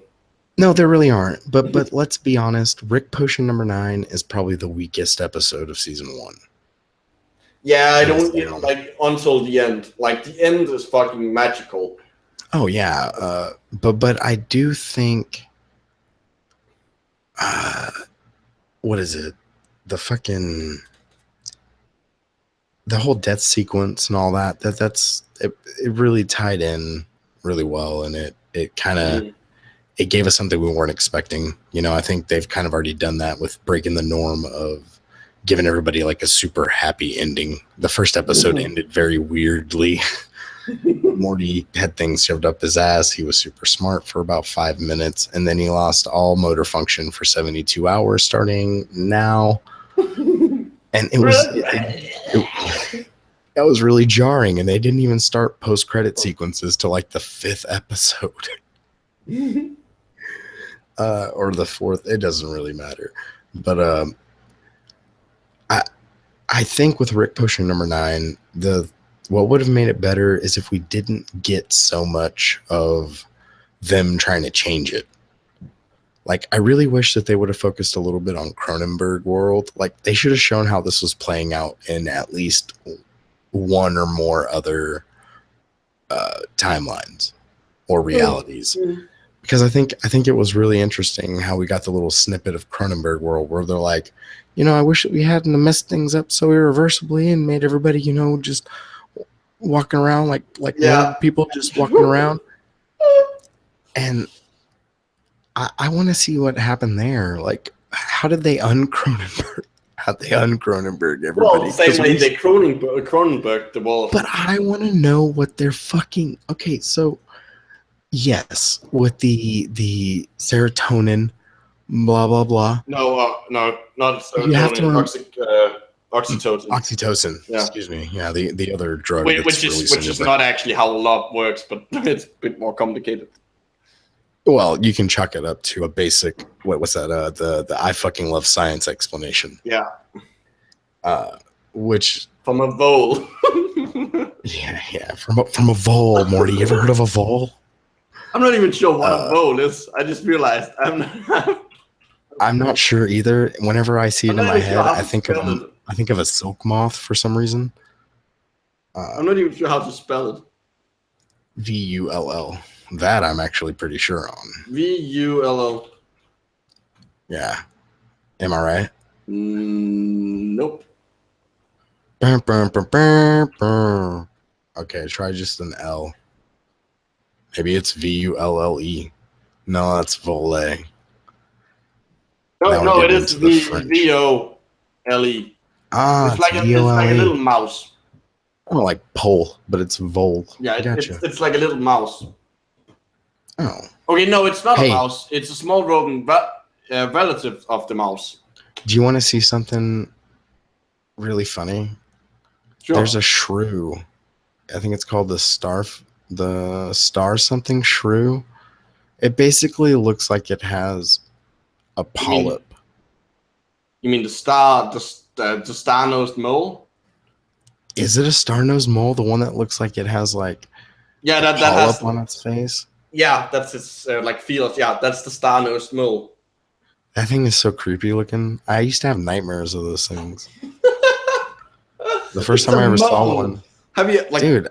It's the first time I ever saw one was in one of those like, what were they called? They were called like zoo books or some shit. Oh, it was essentially just like these books about animals, and there was one with rodents, and it had one of those fucking star-faced moles or whatever the fuck. Wait, but star-nosed moles aren't rodents. Fuck, I don't know what they are. It was just a book of small rodents. All I know was I saw one of them, and it fucking freaked me out. Like them, starfish. I don't get starfish. They don't make any sense to me. And I don't mean that in the way that, like, I don't understand a starfish. I just mean it's like, they defy all logic. What is that thing? What defies all logic? What do you mean it defies all logic? It's well, to me, it's just when you look at a starfish. Now I know that this is going to seem incredibly elementary. Like, I'm going to sound like a fucking 5-year-old kid. But where are its? We don't see eyes. We don't know which appendage is its arms or legs, and we are going to project we will project our 5. I know it does, but when you look at a fish, when you look at a dog, when you look at any other animal, God, this sounds like a creationist argument all of a sudden. When you look at any of these other animals, we are definitely sure where the eyes are. Octopus, a squid, you could be relatively sure where its eye is just by looking at it sometimes. I give you the jellyfish of jellyfish and oysters. No, yeah. See, that was the other thing I was going to say. Like those are other things in the sea that just fun fact, reasoning. While I do understand them and they do make sense and I understand why they work, but to my brain, when I think about it immediately without no deeper thought than it's an animal that I can't see its eyes or tell which arms are the real arms. You know what I'm saying? Like, it's just, on a basic level. Weird. Starfish freak me out is what I'm trying to say, man. They have eyes, yes, but when I look at a starfish, I can't tell where its eyes are immediately. So it freaks me out. Fun fact, you're actually more closely related to starfish, than to insects. I want to figure out and look up if it's true that pigs and whales are very closely related. Somebody said that offhandedly one time, and I was curious about it. Never looked it up. Hippos are closely related to whales. Well, yeah, I knew that, but I think I heard that from like Planet Earth or some BBC documentary, which I think Planet Earth was made by the BBC. Yeah, it was. What was the one that was narrated by Oprah? No idea. Just the thought of Oprah narrating an animal documentary. I mean, both certain air of funniness to me. The closest, like pigs and like both pigs and whales are even-toed ungulates, even though whales don't have toes. But I was just curious how closely related they were compared to the sort of family traits that we have with apes. You know, like how we're 98% ape. Oh well, pigs are a lot like how much DNA they share with them. Boom, there we go. That's what I was trying to corner around to. There's I'm gonna say less than with us. Oh yeah, well for sure. I wasn't gonna try to argue that there were more. I was just curious to know, what the number was. I'm not really sure. Anyway, but okay, so back to Rick and Morty. At this point, I can't remember exactly what led that tangent down that road, so we're going to move on to a different subject. And I want to know if there's anything you want to talk about. Dude, I've kind of dominated this conversation's segue. I've been thinking about this a lot longer than you have, I'm sure. Yeah. No, I'm like, at this point, all the questions I have are things that are probably going to be answered in some way, at least partially, in season 3. But, oh yeah, and there's some things that I have mulling around in my brain that I'm not going to divulge here, just because it's I don't want to spoil the mystery for myself. And hey man, whenever. Like I said, the first time I got to that point on all those subreddits where it was like every post was somebody making a guess, I was like, oh my God, I don't give a shit anymore. Like, that's why I shut myself off to pretty much everything that's not Justin Roiland's Twitter account. I will kiss that dude's ass up and down. Don't care. Love that man. Him and Dan Harmon. Very, very, very funny men. And when I found out that Justin Roiland essentially just goes into a fucking sound booth with Hennessy to do the interdimensional commercials, that shit just...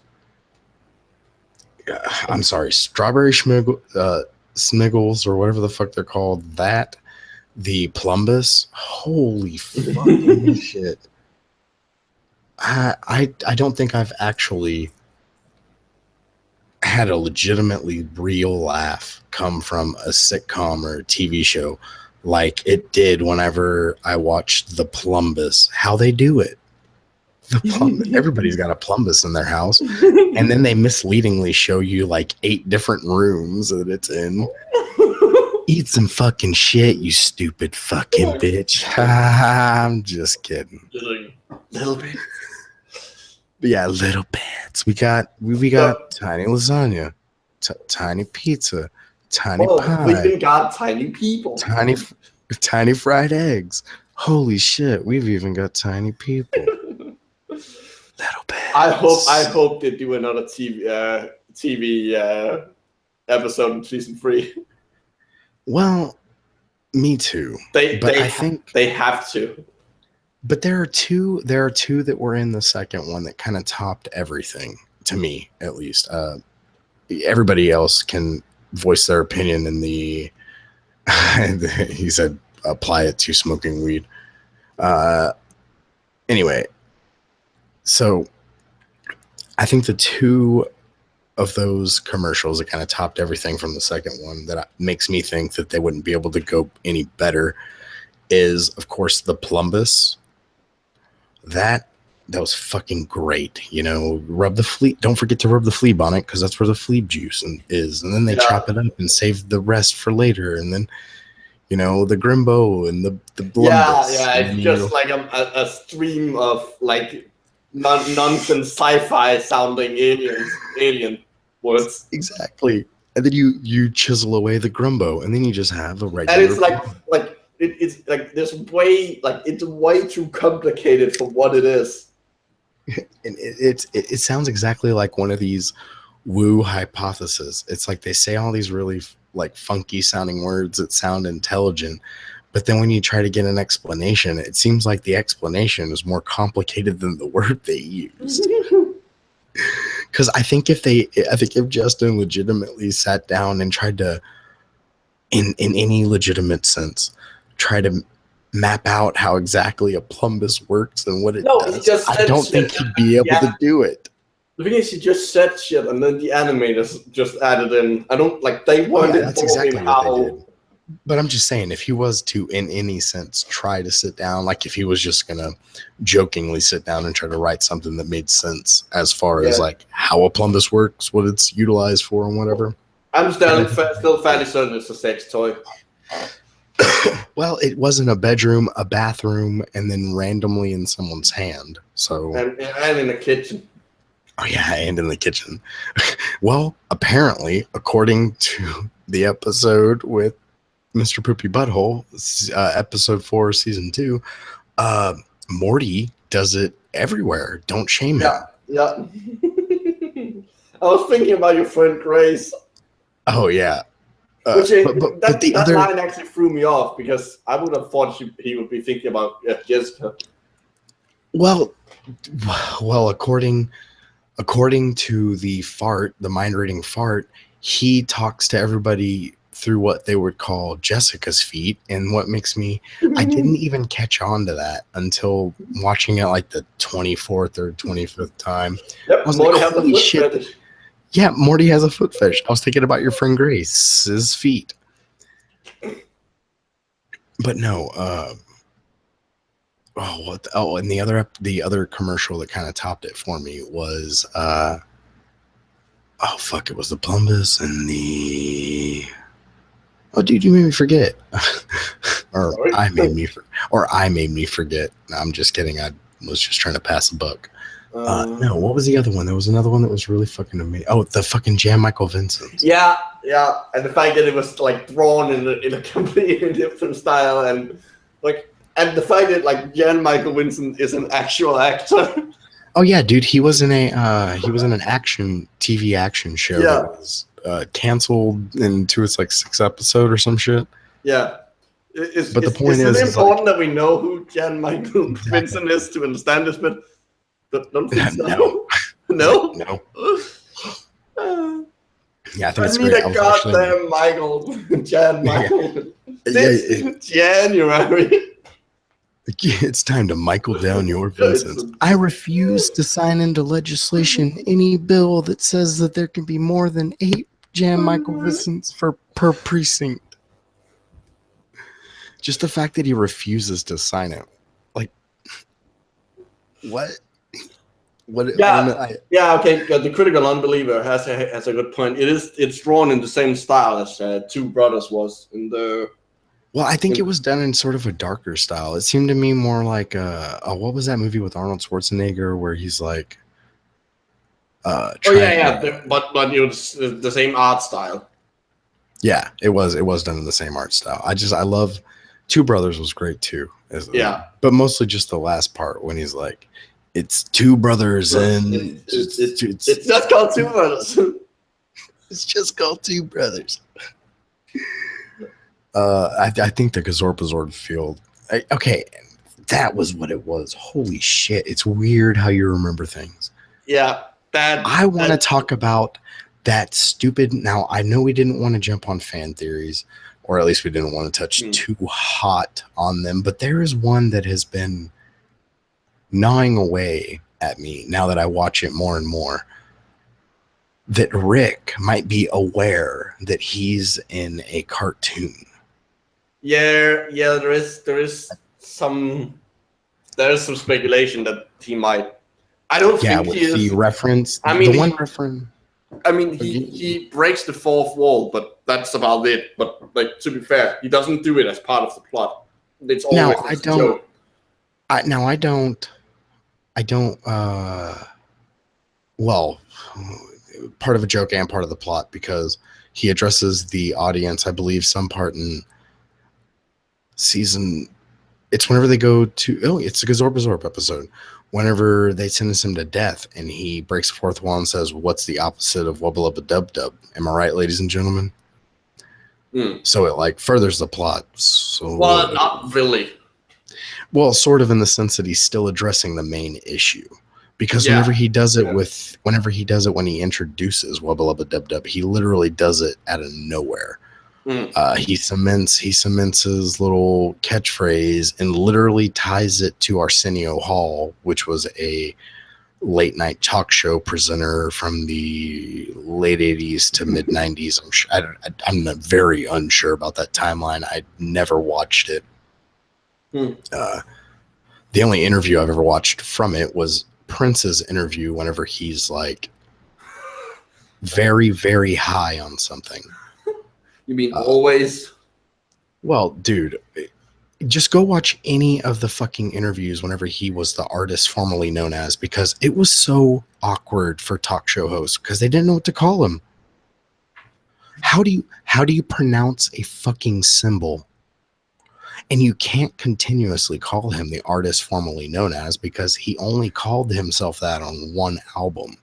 Look, people, brush up on your Prince history. Go buy a few of his albums. I'd suggest you start with Purple Rain in 1999. Also, like, you weren't allowed to address him. You weren't allowed on set to speak to him unless he spoke to you. Yes, there was an era where he thought he was Michael Jackson and the King of Spain all at the same time. But there's the Arsenio Hall. There's the Arsenio Hall interview he did in the early 90s, and then there's one that he did. This was hilarious. I actually tried looking into what Prince believes for a little while because of what he named his band. It was Prince and the Third Eye Girl. But the Third Eye Girl was a 3-piece chick band. So he went around as Prince and the Third Eye Girl, which made me think, what does Prince believe in? Like, what are his beliefs? Which that was... I've probably changed his daily. Or changed. Yeah, well, I mean, the guy was doing opiates until he died. Wait, was he on opiates? What was he on? He was on some... he was addicted to something. Oh, yeah. Dude, Lil Wayne. Like that dude got brought down because of seizures. Like his plane was brought down twice at 2 different airports because the dude was having seizures from withdrawal from lean. Yep. Like what? Sorry, I know that's totally out of place, but I just thought that was hilarious. I watch a lot of hip hop news on YouTube. Yes, people, a little insight into me. I love me some hip hop. Anyway, back to Rick and Morty.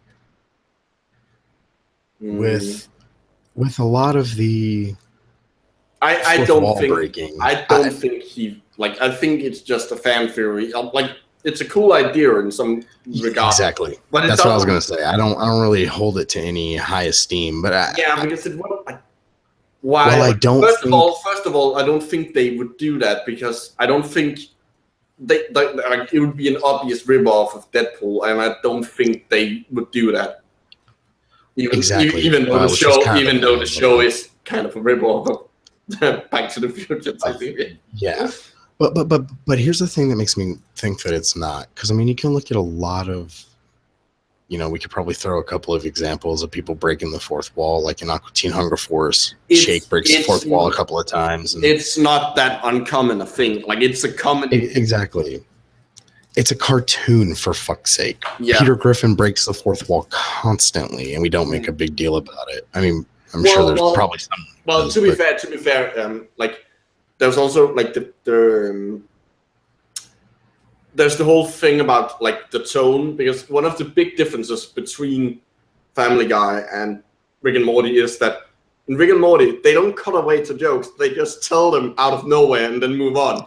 Yeah, it has a very Simpsons. Now, I hate to compare it to The Simpsons, especially if we're talking about like season 16 of Common Day. Yeah, it's more early Simpsons. but it's like you'll notice, even though we've already had the crossover with the opener for The Simpsons, where they had Rick and Morty come in and that was a good opening gag, though. Oh no, it really was. But I think with the comparison, now I didn't want to compare it to Family Guy in any way. Anyway, I love them both, and I love them both for different reasons. But with Family Guy, like you said, it's not very. While there is a story, and it typically does follow the typical, your everyday average story arc. Family Guy is a long series of setups for cutaway jokes. That's pretty much exactly what the show is. And they even address that point whenever Peter Griffin, in one of the episodes, he opens it up with some non sequitur where he's like, yeah, that's stranger than Hitler riding a unicycle juggling fish or some bullshit. And then he goes to he goes to look for a cutaway, and he's like, oh, nope. We don't have anything for that? All right. Oh, okay then. And then later on in the episode, they do a cutaway, like essentially out of nowhere. It ties into what they're talking about, but only very, very tenuously. Yeah. But anyway, like you said, it's just a bunch of setups for cutaways that has a story kind of haphazardly shoehorned in there. But Rick and Morty, very much so, is story driven. Now, granted, that story goes off in so many fucking wild avenues that make it almost unbelievable to see it as one long continuous story. It does tend to follow some pattern. They do a lot of constant, like the continuity in that show is pretty fucking amazing. Like the fact that after the end of season 1, there's always a line around the house because it hasn't been repaired from when it was teleported to another dimension. Exactly. And you'll notice that a lot of now I know this sounds stupid, and it's another one of those things that you have to really be looking for it to find it. But like, for instance, the painting in front of the front door, the different sequences of the jockey riding the horse, they're pretty much there the whole time, all the way through season 1 and 2. The picture of Snowball after the lawnmower dog episode is pretty much always in the fucking dining room. Yeah, they don't change around where... Nope, nothing changes. It seems like they don't have a real strong eye for the layout of the house, because you'll notice that in a lot of episodes, they kind of mess up where and this is the only thing that I've seen that has changed, and it's just the location of Jerry's den. Because in the episode, Anatomy Park, it makes it seem like it's just off the living room. But we don't episode... Yeah, we don't actually get to the first floor. Ground floor we get to, that's pretty much mapped out, but we don't actually really know that much about the layout of Jerry's den is on the first floor, because remember in the episode Anatomy Park, whenever Jerry storms off to his office, later on the family goes to rush into his office, and they're heading away where typically the entertainment center is. They head off in that direction towards Jerry's den. Now, see, don't take me as an expert, but as far as what I've seen, I can't really see any way that Jerry's den is in the same place in the episode with the Pluto thing, because Jerry's den gets walked by Rick, but he seems to be walking away from the front door and towards the kitchen, and ends up in the kitchen and or dining room from the hallway, presumably. Yeah, it's a bit... Also, we've only really seen Rick's room once. And that was in the one where all the Ricks are dying. Yeah. And like I didn't. It's the only time we've seen it. I don't think have you seen it any other time? I can't think of one. I know that we've seen the. And I didn't realize until I watched it the second time that was his room. I didn't for me, his room is the garage. So for me, I was like, oh yeah, he obviously lives somewhere in the house. I didn't even think about that. Oh no, yeah. See, that was always something that kind of bothered me. He lived in the garage, apparently. Well, to be honest with you, it wouldn't have surprised me all that much. Well, yeah, considering that he does have an underground bunker. Yeah, exactly. With a faceless gargler, which is apparently plugged into the actual he doesn't have something generating power for that. It's plugged into the city's. Not even to the house because they actually pay for the power for that. It's like, why would you? Well, I'm just wondering why Jerry. Now, understandably, he's a cuck. To the most common definition of a cuck, I guess. Do you think he would have really even said anything? Because he's like, oh, well, this explains the $6,000 power bill. Why didn't he fucking say anything? And why is he calling Taddy fucking Mason? Dude, I just love that joke. I did not understand it at first. I was like, is Jerry going fucking crazy? And that video, okay, go to everybody. The Rick and Morty with them acting out the guy's tail. Oh yeah. Jesus Christ, dude! I've watched it. It's so good. It should be in our most. Well, I don't know, man. We talk a lot on Twitter, so that thing probably. Yeah, but I can just go back and find it. That is true. Scrolling up. My goodness, everybody, go and watch this. You can even click away from this. I don't even care. Well, I do care because I love you all, but that's besides the point. What? Yeah, this is fucking brilliant. At some point, yeah, go watch this video that he's about to link to y'all. I think it's pretty good. Like, as far as things that people have done as fan service and, hand holding. Yeah, it's a good, that's proper fucking fan art.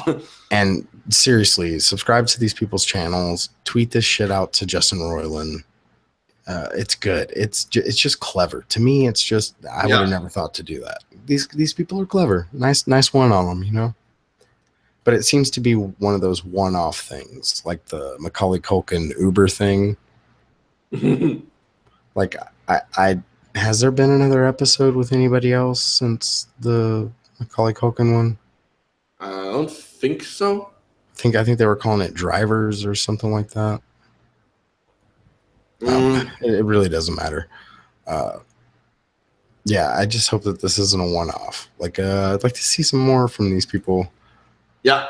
Maybe covering other, I don't know, TV stuff. I like TV. Really? You don't fucking say. Well, no, dude, it's bad. I have hard drives that have over 1 terabyte. Well, I got a terabyte one that's essentially 90% full with just TV. Right now, I'm just trying to fill it up with, your 15-minute shows and 11-minute shows, the shit you get from Adult Swim and little web shorts. I think I've got. The first thing I need to put on there is the Battlestar Galactica. The remake or the original? The remake. Sadly, in all of the years that I have been both legally in a very, very big manner and sometimes with help from people in the Linux community to obtain TV shows, I have acquired over 1 terabyte of information. And in all of that time, I have somehow never been able to find the original Battlestar Galactica in decent enough quality to watch on a television. Because to this day, granted, I haven't looked that hard, and I'm pretty sure if I looked through parent directories, I'd find it somehow. All of this needs to be beeped out. All of this really needs to be censored. I shouldn't be admitting that I know how to do this. You can just delete the. but anyway, so it's just funny. I've never been able to find it. I found it in MKV form, but it puts it in like 480 by something stupid. It puts it in 4:3 and makes it all pixelated. It's terrible. And I think VLC is one of the only fucking formats that plays it. What's it called? Not spotless. Flawless. Or it doesn't cut shit out. Yeah, it plays it flawlessly. Uncut. No, wait, that's uncropped. Stop loss. It plays it without stop loss. That's the word. It's a weird word. Stop loss. It really is. But yeah, so the first show. It sounds like it's supposed to be an animal. The stopless. Yeah, I could actually imagine it being said by David Attenborough. Here we see the stopless. The stopless. As it suckles on the teat of its mother. I just love listening to Attenborough awkwardly explain like mating rituals and stuff. His posh Britishness explaining how two lions mount one another is just. Well, it's not posh. It's like really. It's just he has. It's buttery. He had like a buttery, smooth voice. He was like the jazz singer of British talking. Well, he still is. That's so stupid. I'm like the most. That makes me sound so uncultured. No, I understood what you mean.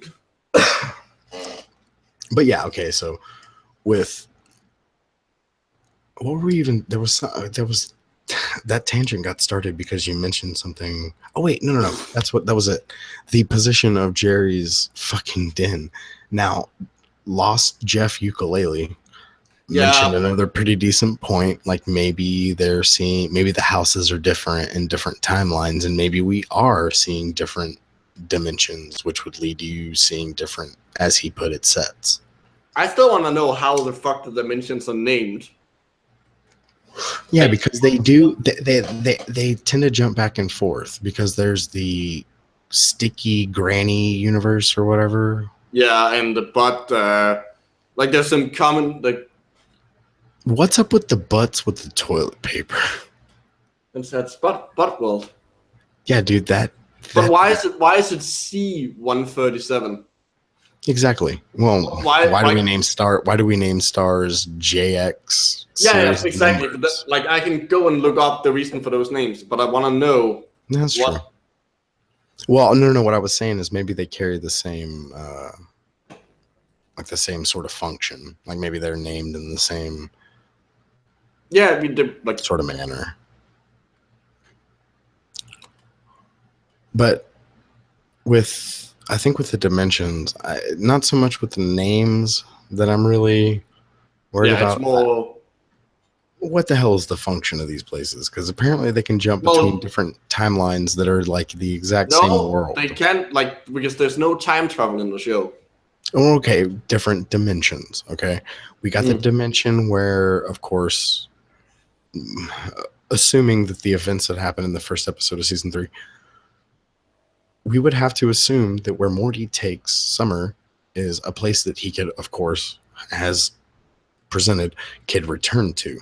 Now, with that information being known, what twisted fucking weird ass event had to happen where that reality or that dimension was just slightly changed, the butterfly effect. What butterfly effect led to it just being populated by grannies who were constantly sticky, or asses that had toilet paper holders inexplicably sticking out, or hamster in the butt world? Like, yeah, like there's some like weird, like what the fuck is going on here?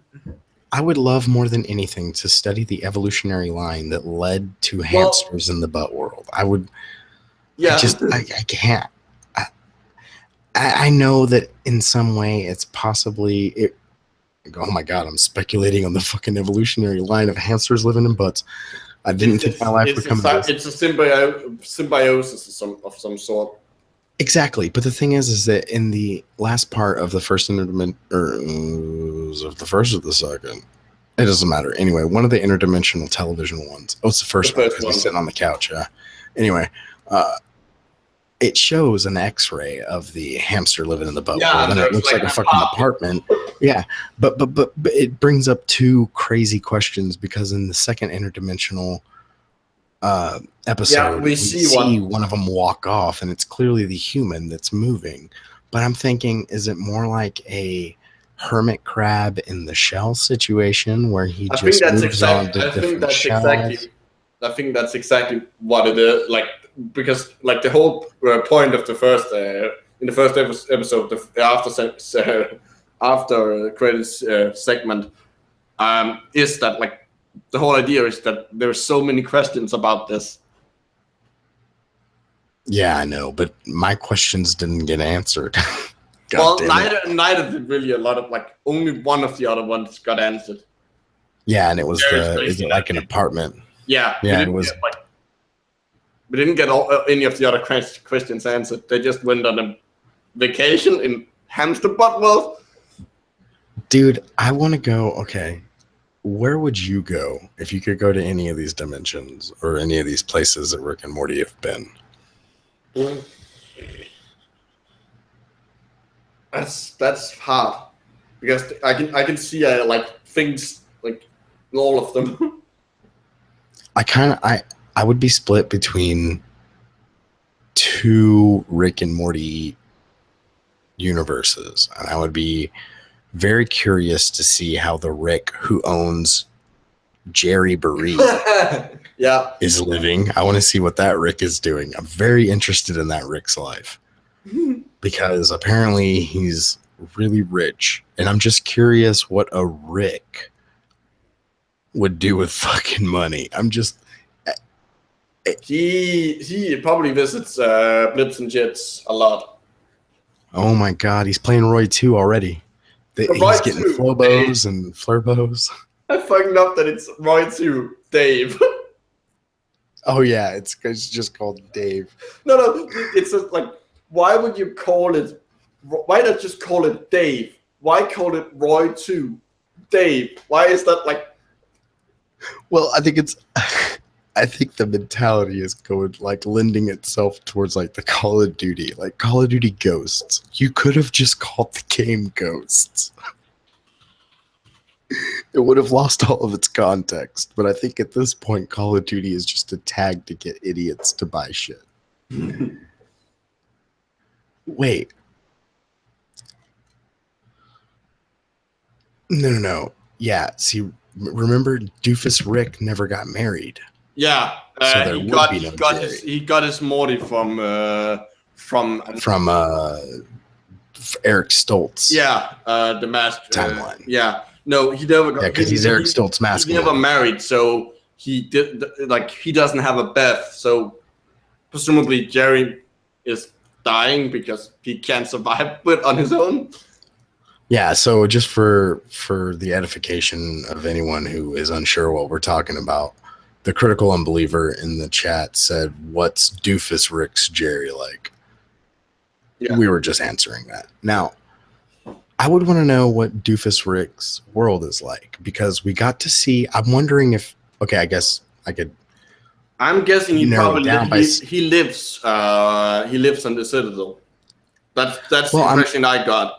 I'm wondering if his timeline is if his dimension is the one where the movie about the guy who's eating his own shit. Possibly. Ha! He Rick alls.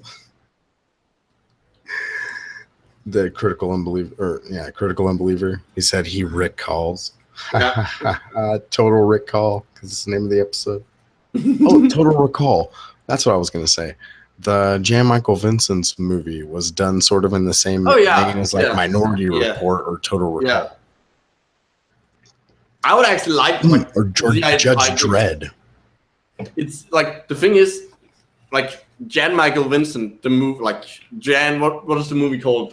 Jan Quadrant 16 Vincent or something like that. Yeah, it's Jan Quadrant Vincent 16. Yeah, something like that. Like it actually looks like a fairly good like. Well, you know what? sci-fi action flick. Well, to me, it could be an actual movie. Reminds me of.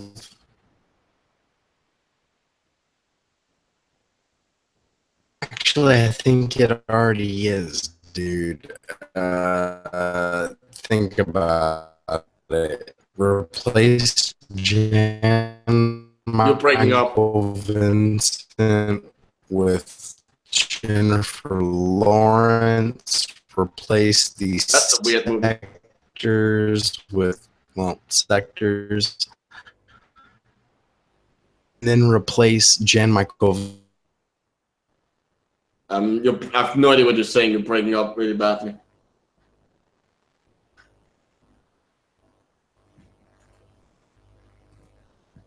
Hello? I think we might have lost Smelly or something.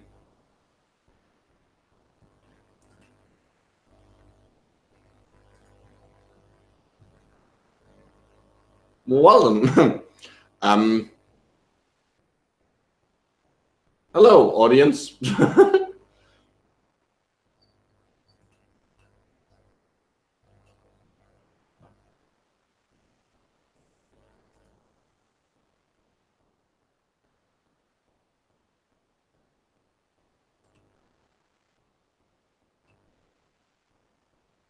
Hello?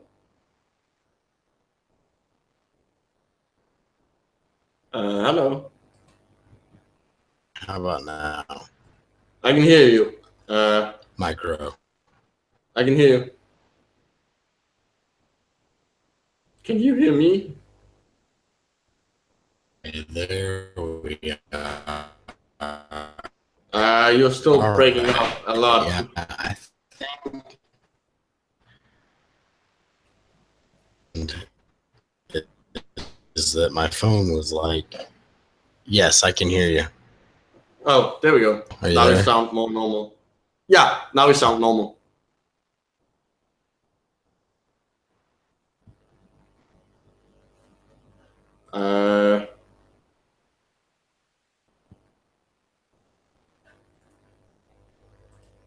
Hello?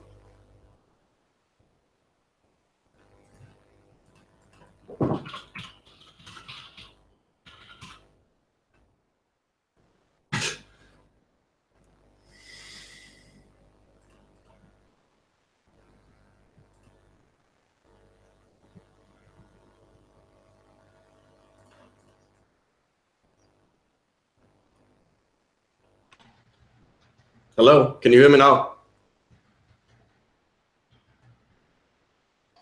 Yeah, I can hear you now. Can you hear me? Are you able to hear me? Hear me? You're still breaking up. I'm breaking up. All right, what about now? Now you sound fine. Here. Of course I do, because I got up and moved around. Dude, it says the YouTube app will know. Oh, they're taking it off of Hangouts. What? Wait, I didn't get that reference. Sorry. Oh, no. There was a little pop-up that showed up on my screen that said they will know the YouTube app on Google Hangouts after the 27th. I think it said. Doesn't affect us, but sure. Okay, so are you able to hear me and stuff? You're breaking up a little bit, but I can hear you. Or can I? Try speaking. Okay. So I wanted to show you something. You're being a bit of a robot, but I can sort of understand you. What about now? That's better.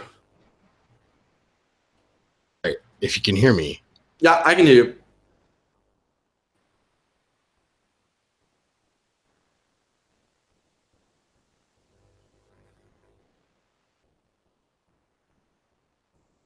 And now I'm not hearing anything.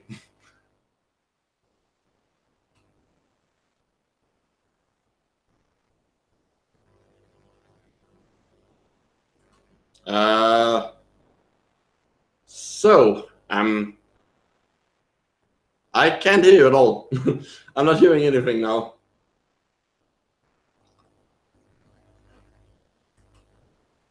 And now he dropped out.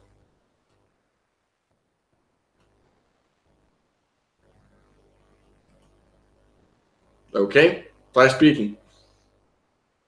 Yeah, I think I might have fixed it now. I can hear you, so that's Hear me? Yeah, I can hear you. Can you hear me?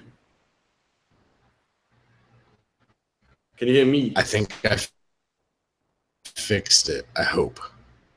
Okay. Yeah, I can definitely hear you. Okay. Yes. Good. Okay, what is it that you wanted to show me?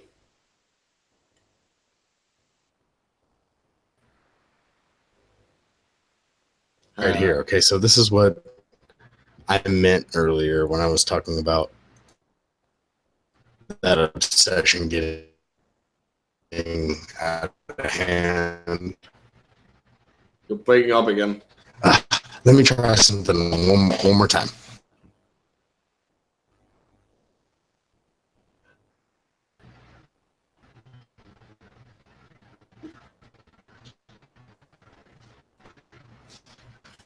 I'm reconnecting.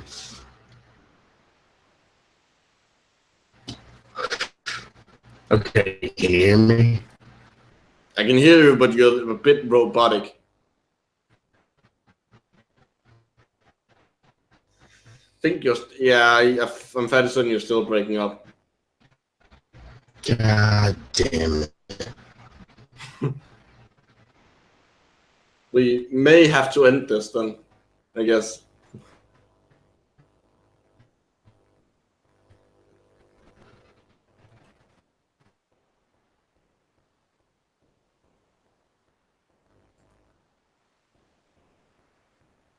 Nope, not hearing anything.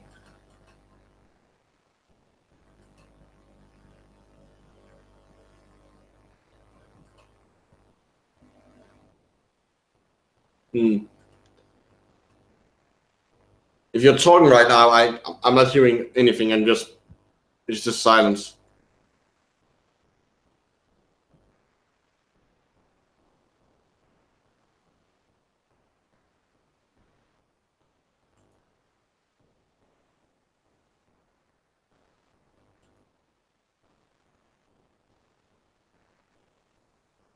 Hello?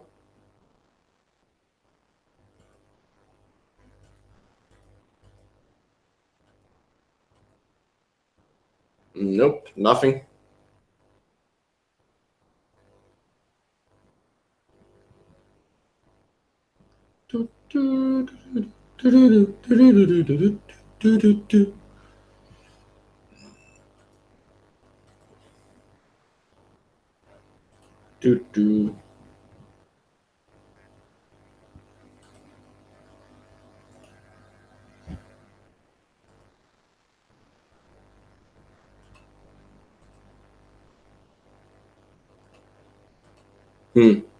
So I'm getting the feeling that we're having some technical issues, and now he's gone.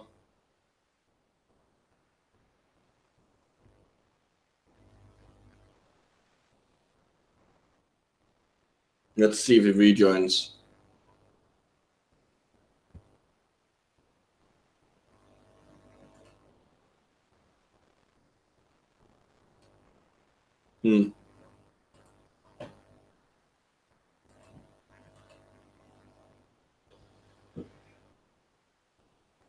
Well, there we go. All right, can you hear me now? I can hear you, yeah. You sound far away, but I can hear you. Okay, what about now? Yeah, now I can hear you, and you're not breaking up anymore. Yeah, I just decided to I was like, man, fuck it, because I had my hotspot running through my computer, and I was like, man, I can just do this, like, on my phone. But now you can't show me the thing you wanted to show me. Oh, yes, I can. Oh. You got it for you. I think you already forgot, man. Okay, so. Oh, you got to be kidding me. This is dumb. What is? Hello?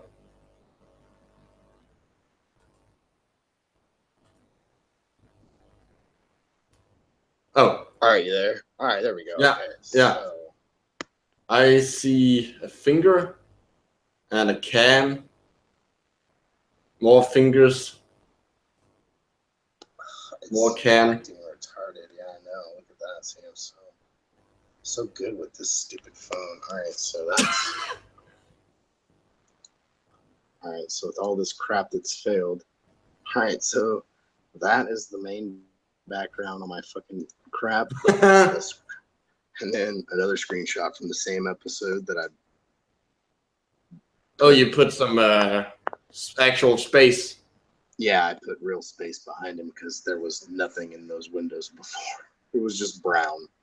And then the Peace Among Worlds crap. I just love it because Morty is so like disinterested. Doesn't give a shit. But yeah, so anyway, with Rick and Morty and all the fan, I just thought it was kind of funny that somebody came up with the idea that Rick knows he's in a cartoon. That was the whole point of that. I just thought it was funny. It was like, where did you like?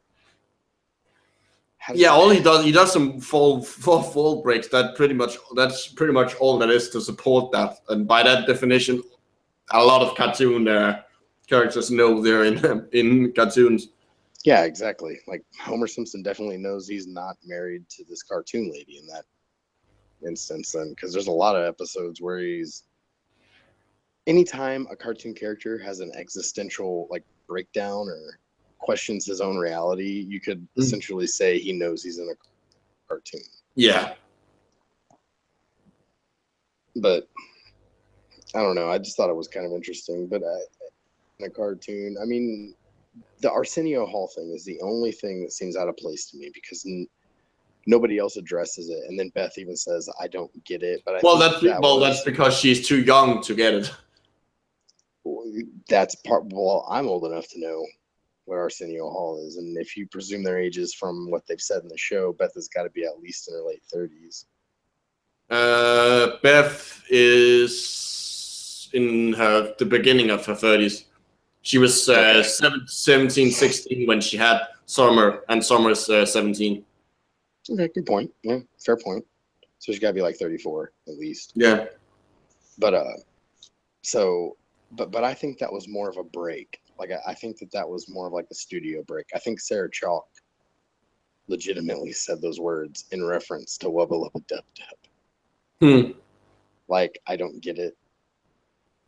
That might be possible. Hey, I'm not saying that that's what it is. Just saying to me, it just sounds like a Sarah Chalk break. Go watch some outtakes from Scrubs. I don't advocate watching Scrubs, but just go watch some outtakes. If you want to see somebody get really mad, go watch the outtakes from Seinfeld. Dude, even though Michael Richards may have said some socially unacceptable shit one time in a comedy club trying to get shock laughs, he was really professional, and he appeared. There was a theory on YouTube that someone said that Michael Richards, I think it was actually the guys at Cracked,